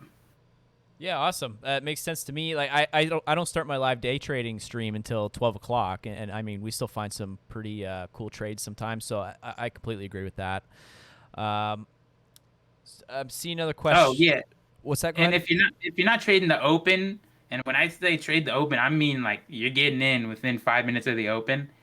Um, then like my next trade isn't gonna happen until like an hour or even two later because I'm a 5 minute intraday trader, right? So I Yep. need these patterns to form for like an hour or 2 hours, right? I'm not gonna get a pattern formed in the first 30 minutes of trading. for the most part. Yeah, exactly. And how do you find the option spreads in the morning? Because I've heard a lot about, and I've seen it too, that they kind of get quite large, and it takes maybe 5 minutes for them to settle down. I've never experienced that from trading them, at least on the tickers that I'm trading. I definitely would ask ECAP. Maybe ECAP could um comment on that in the chat if he's still around, or we could visit GMT later and someone might answer that one. No, But of course. I can't answer that. If once again, if you guys have any questions, you could put them in the chat. If not, I think we'll look to start wrapping up a little bit. We do have another question coming in from Big Money. What's up? How do you trade the open? He's asking. What's your strategy for that? Yeah, so I just close my eyes and I just type in a ticker and I just click buy. And there you have it. All right, goodbye, traders. Have a great night. No, so like we kind of went over it a little bit earlier on small caps, right? Looking for the low risk, but for large caps that don't really use pre-market data as much as some people do, I always have it. When I'm looking at the 4 hour, I always have it. When I'm looking at the 5 minute, I always have it. Like I'm not basing it off of pre-market low or pre-market high. What I'm normally basing it off of is like the higher time frame thing. Like if I see like a resistance break on a higher time frame and it's happening right at open, then I'm gonna take that trade. Or like if this resistance like their support breaks right at open, then that's a trade I'll take. But if it's not and it does it later in the day, then I can't consider that an open trade. But normally my open trades are based off of a higher time frame, like the 4 hour or the 1 hour, like a bullish setup on that. Like a great example of that not too long ago was this break. This break happened like you can draw a trend line. Overall, it's kind of showing like a very nice multiple top break. So you can draw multiple, or you can draw the one closest to price. But this was one that happened like right at open. That was really good not too long ago. But it's mainly based off of stuff like that. That if it wants to happen at open, it's typically what's going to happen at open. But again, you can't see the after hours data here. Or you can, it's just not highlighted. So when you are going and studying open, studying this 4 hour, know that having at market open, it's definitely might get more of a candle like this, right, where it's a bit more volatile. But if it's happening during the day, it might be a little bit more smoother. You know what I mean? Oh, for sure. But yeah, that's typically how I'll base it off of the 1 or the 4 hour. Never ever really pre-market unless it's like something that gapped up in pre-market, and that's where all the information for the most part is. Uh-oh. Your screen just collapsed? Rodessa, did we lose you? Oh, shit. What happened? Oh, your laptop died. Son of a... How embarrassing. Oh, my God. This has never happened before. I don't know what to do here. Did we just get pumped and dumped, traders? Did he just dump right now? Damn. Okay.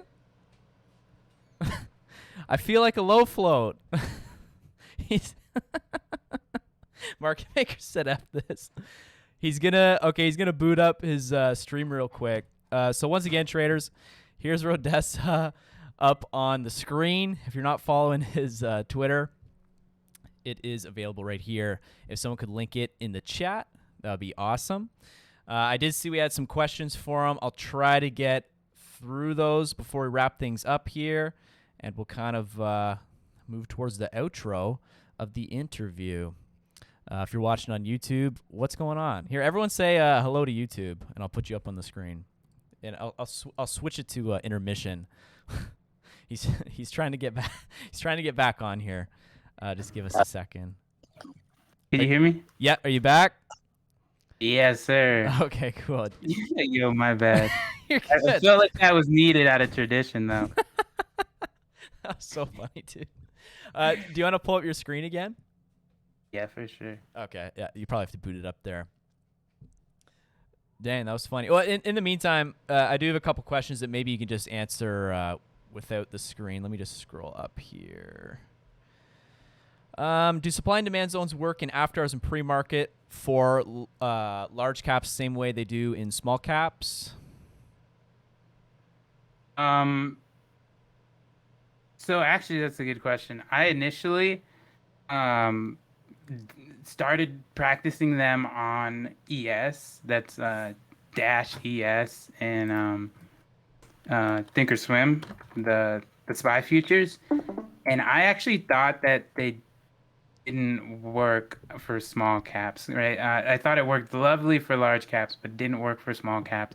Because I tried using them on small caps, and I was like, wait, this doesn't work, because like we're getting something that gaps up and like doesn't um use historical data that much. I mean, we use the daily levels, but I thought the daily levels worked a lot better than like a supply and demand.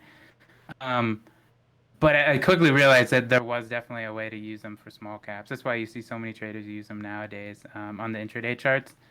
Um, Initially, no, I didn't. I think they work different, same but different type vibe, but um, mostly similar. You know what I mean? Right. Yeah, I got you. It can be done.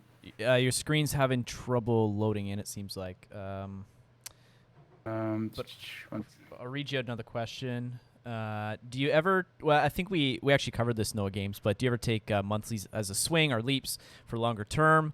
I think the short answer is yes. Correct.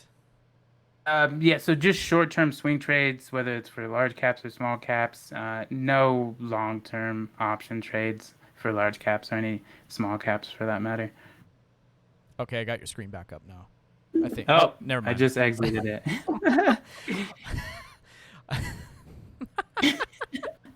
Okay, maybe it's there. Yeah, I got you. I got you. We're back, everybody. All right, I'll hop to the next one. Hey, Rodessa, do you always evaluate the QQQ to determine if you take other trades? Yeah, so something I always have up intraday is so actually I can show you. Yeah, I'll show you. One sec. No, I won't show you. But one thing I normally have up in this little, uh, hopefully you guys can see this little screen, or it's popping up on the far right of this screen, I think. Maybe. I don't think you can see that far. That's okay. One thing I always have, I moved it, so it's not going to show up. But one thing I always have up on my little watch list section, you know how in Thinkorswim you have that little tab you can have your watch list and stuff like that. Right. What I always have up is the inverse chart of SPY and the inverse chart of QQQ. Because if I look down at that right before I'm about to take a trade on something, I see that it's looking pretty bullish, right? The inverse chart's looking bullish. I'm like, maybe I should wait up a little bit, right?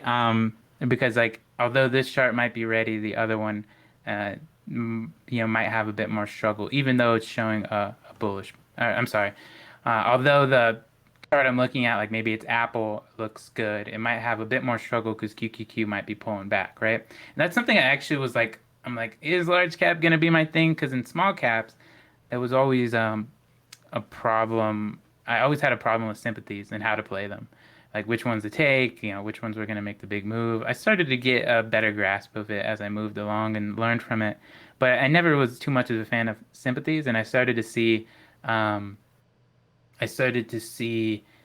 like Apple, Twitter, Snapchat, Tesla, Roku, all those as sympathies to QQQ, right? Because you always have to make sure what QQQ is doing, similar to like a small cap sympathy. You have to watch what the leader's doing in order to trade the sympathy.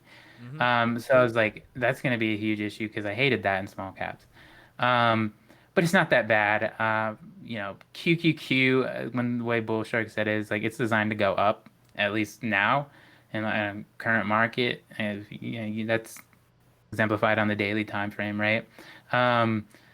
But for the most part, it goes up. Gonna have its pullbacks. SPY is gonna have its pullbacks, but they're designed to go up.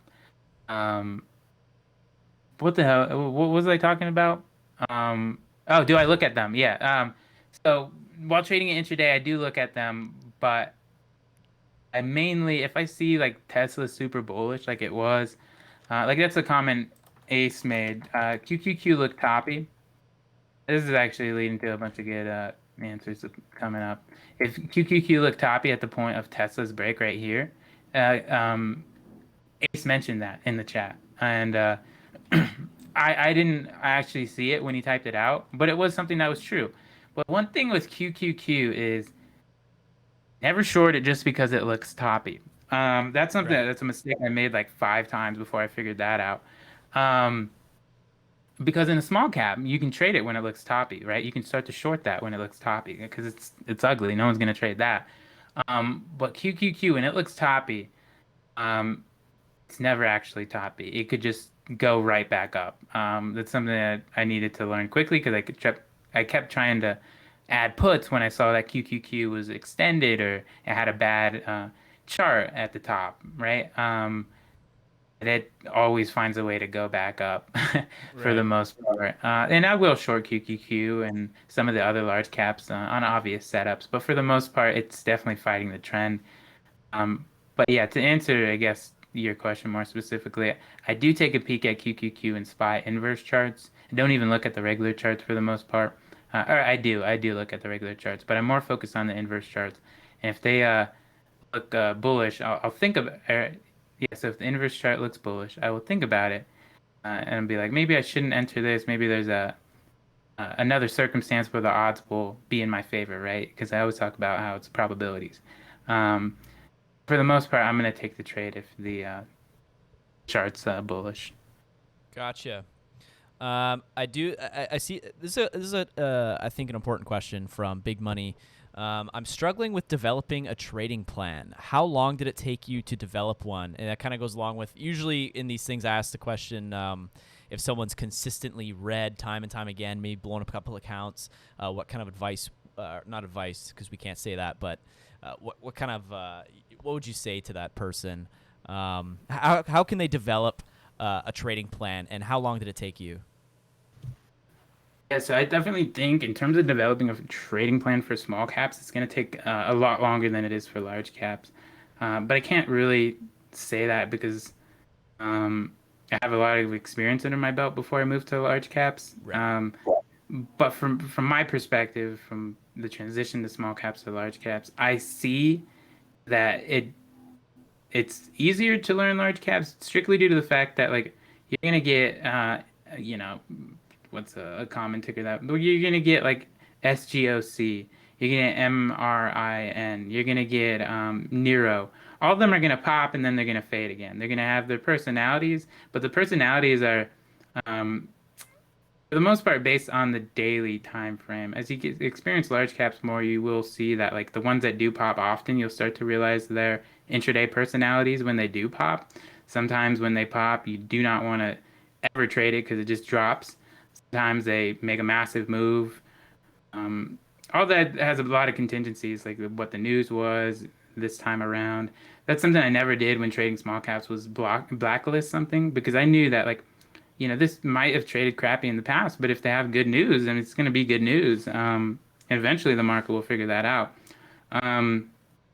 But yeah, for small caps, it's a lot more harder because you're trading a lot of different tickers every day. To get a grasp of like, what to look for. Whereas if you can go to a large cap, right, you can just go, like I said, to that 5-minute, 180-day time frame, and you can start to look out for like what pattern is consistently breaking out, which pattern is consistently breaking down. As a small cap, you can't just look at one stock that way, right? And when you go to one stock, you go to Apple, you do it for Tesla. When you go to Tesla, you do it for AMD, right? And you start to understand that personality. It's definitely a lot better and easier to understand a large cap personality than it is for a small cap, because you need to really be watching your screen every day and understanding which ones are coming about in the rotation for small caps. Whereas large caps, right, they're all kind of doing the same thing for most of the day. I hear you. I got 2 more questions for you, and then I think we'll start to wrap things up. So we had a pretty strong week this week. I think a lot of traders were pretty green. What are you expecting going into next week, and is there any specific tickers that you're kind of watching for? Yeah, so I'm not really trading small caps, so I can't speak on to that, but I Yep. do know September is going to be a better month, right? Right. September, November, December, all very good months for small caps. So if you have been practicing a little bit, wait for the day trade opportunities, and definitely when you see a bullish chart, have more confidence in it. Because I always say like you can have the same chart in August that you have in November, right? A cold market versus a hot market. In August, it simply won't work because you don't have the volume. But you have to realize that the season's going to be in your favor in the month of November or September or December, right?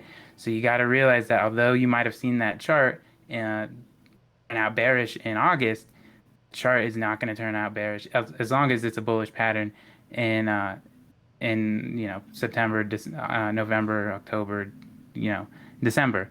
Um, I said those out of order, but you know what I mean. Yeah, yeah.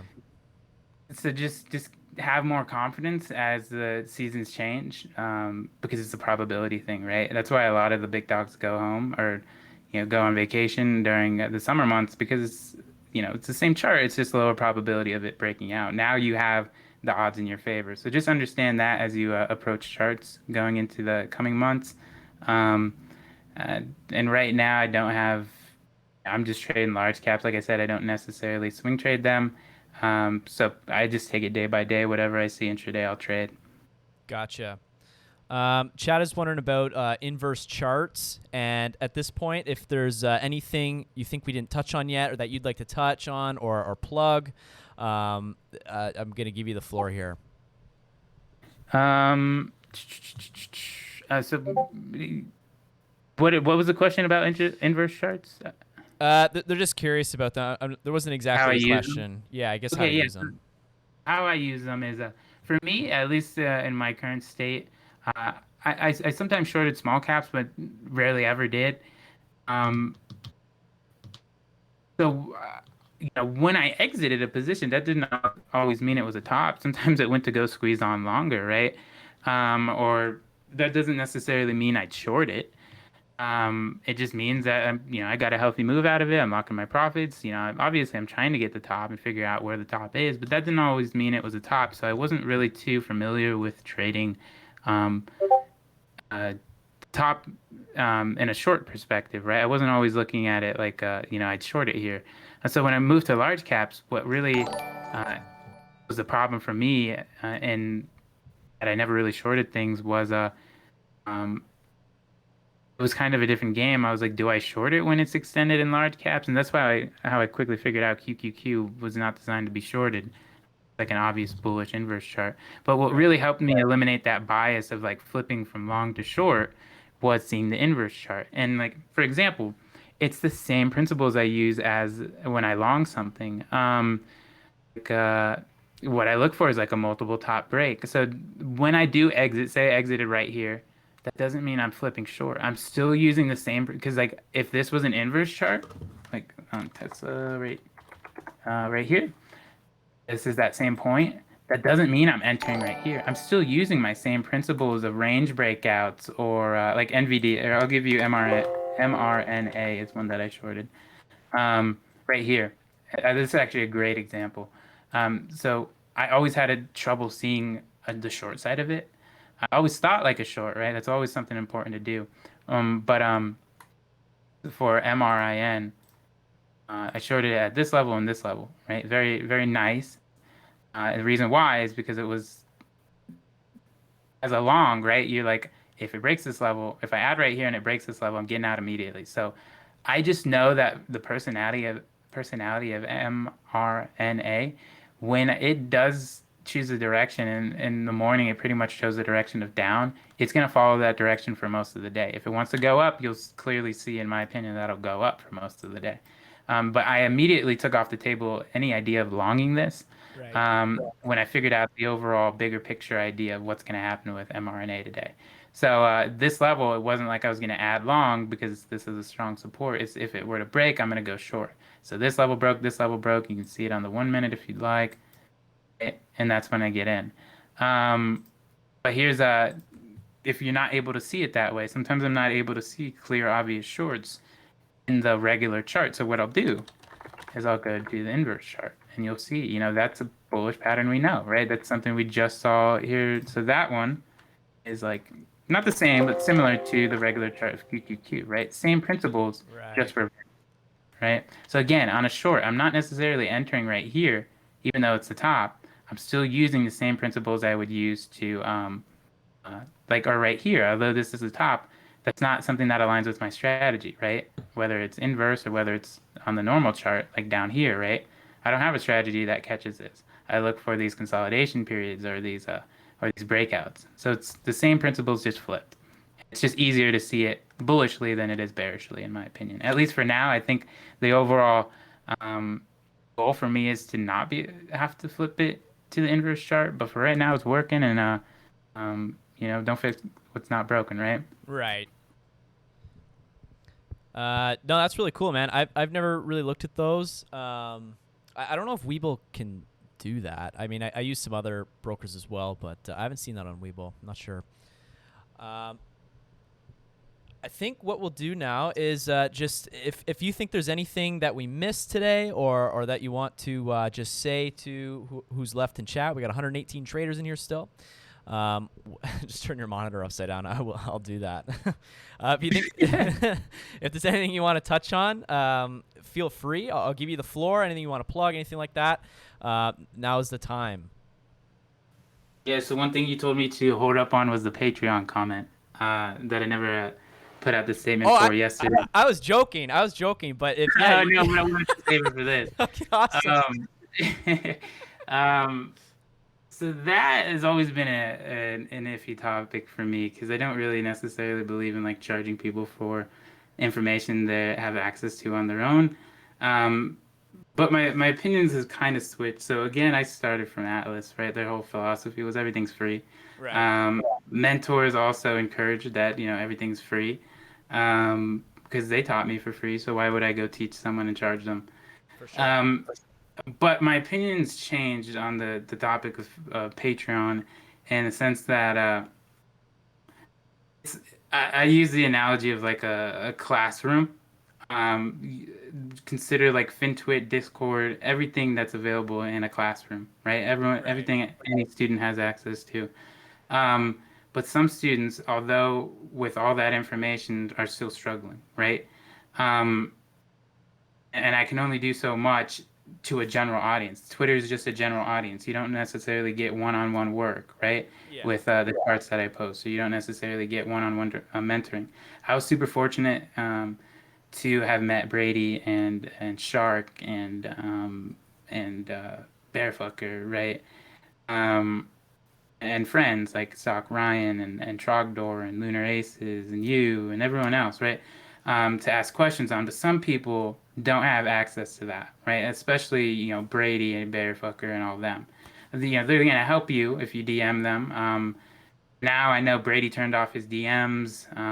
He's providing as much as he can, but for the most part, it's kind of hard to get in contact with those people for the direct mentorship that I got from them. So the way I see it is like it's like going to tutoring, right? And just getting that one-on-one help. So if I do start a Patreon, I'd only want the intended audience to be not like anyone who just wants to sign up for it, but for like the people who aren't struggling, don't sign up for it or anything. And I'm not trying to flatter myself. I fully expect if I were to start one, no one would join. But like if the case were to be people did want to join, right? It would be more so for like what I don't understand about like Manzel's Patreon is like how is he helping one on one? Like I know you're paying for like an hour session and stuff. It wouldn't be like that with the one I'm starting. I'd want it to be more of like I can't handle like hundreds of people. It'd be a limited amount of people, but it'd be working directly with them. It wouldn't be like 1 hour only and then time's up, let's go. It would be more of like a true mentorship, right? So I couldn't handle like 100 people and stuff like that. I hear you.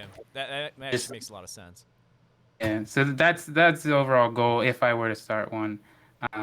But I'm still on edge about it. Just like the way I see it to help me start one is more of like valuing my time, right? Because you see me on Twitter every day. You see me on this every day. My girlfriend just got done with the DAT, so like I'm not gonna have that much free time to do all that stuff.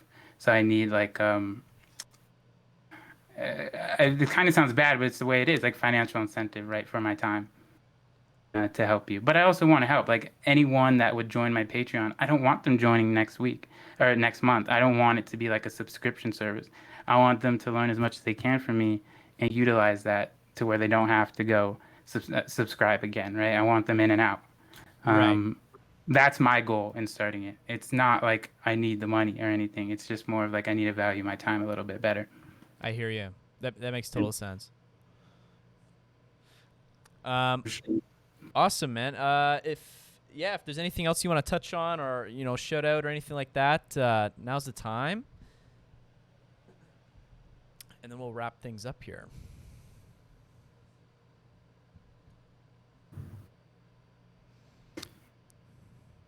Anything you want to end on, Rodessa? No, I think that's it, man. But Awesome. yeah, there's a lot of Patreons out there. I'm not trying to sell it like I believe some people are. Right. It's more like if you think you align with the things I look at in charts, then and you need more help, then I'm your guy. But like if not, then go ahead and subscribe to someone else. Go ahead and do it on your own. It's whatever. It's not. I'm not trying to sell it, right? It's just out there for help if I were to start one. Yeah, man, I hear you. We all appreciate that for sure, man. And I just want to say thanks again, Rodessa, for coming on the stream. It's been a long time coming. I'm glad to finally got you on for a fun chat. We went well over time because I think we gave a lot of valuable information today. So I'm super stoked about that. And just, hey, man, this was a lot of fun. I love talking to you. Thank you so much for joining me today on the stream. Thank you so much, man. It was long overdue. I had a lot of fun. Thank you. Absolutely. All right, Rodessa, we will see you on Monday. Thanks for joining us today. Bye. Okay, later. All right, traders. How was that interview? Was that sick or what? And make sure you follow Rodessa out on Twitter, all right? For more information on the Patreon and things like that. He's available. All right, this video session is recorded. You are all recorded, okay? And we'll be going live, the video version on Twitch under videos and on YouTube. Alrighty. Thank you guys for joining us today. I appreciate all of you. No coin flip today, Aaron. I love you guys, and I'll see you in the next stream. Thanks for joining us today. On a Saturday, too. Damn. Ace next. I'm actually working on Ace. So you're pretty much bang on the money there, Betty Bull. I'll see you guys in the next one. Thank you for joining me today. This is 100 a million. And Rodessa. 100 out.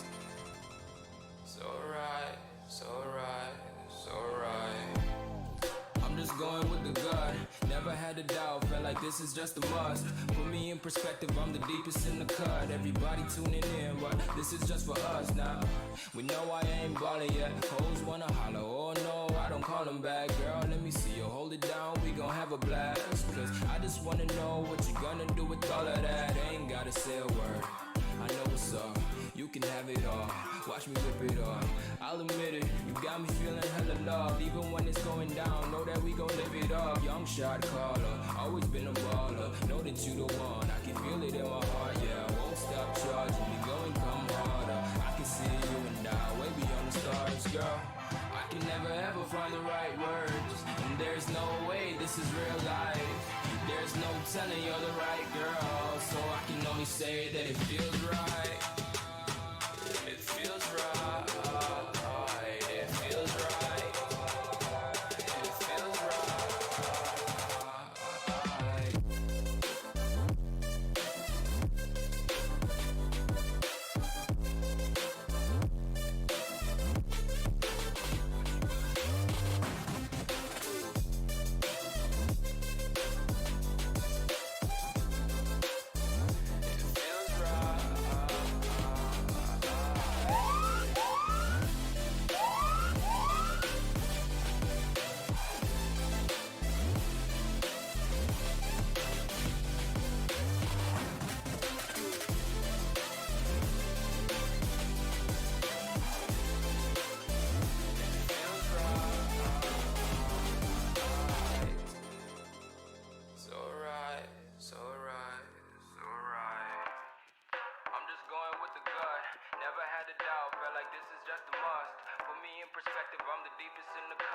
everybody tuning in, but this is just for us now.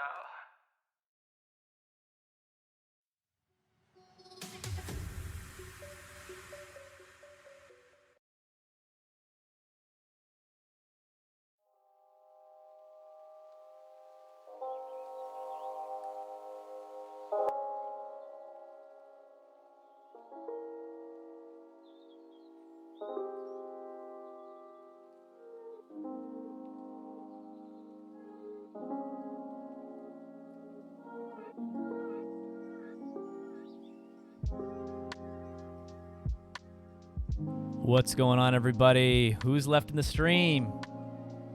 Thank you guys for joining us today. That was sick, dude. That was a big success. So many knowledge bombs. Crazy stuff. Thank you, Duddy Dimps. Appreciate that. Hope you guys enjoyed that one. I decided against having an interview tomorrow. I have some things that I need to take care of. So tomorrow there will not be a stream. I do have 2 awesome interviews coming up next weekend. You guys don't want to miss it. Some huge names. I won't say who they are yet, but you know I've put out teasers on Twitter already, so you can check that out. Yeah, thank you guys for joining me today. This was sick, awesome stream. And once again, this will be available on Twitch under videos right after the stream ends, and then I'll be posting it out on my YouTube channel.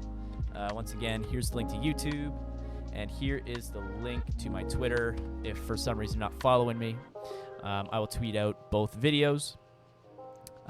Huge names. Yes, sir.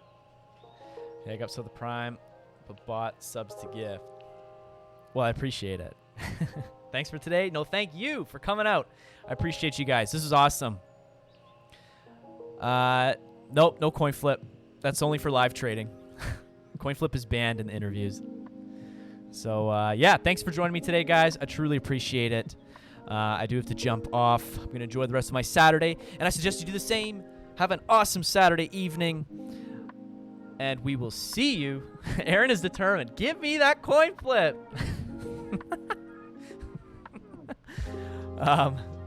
Yeah. Thanks, guys. I'll see you in the next one. I love you. I appreciate you, and hope you come back. Make sure you're subbed. Banned. Have a great day, Uzi. Thank you. 100 out.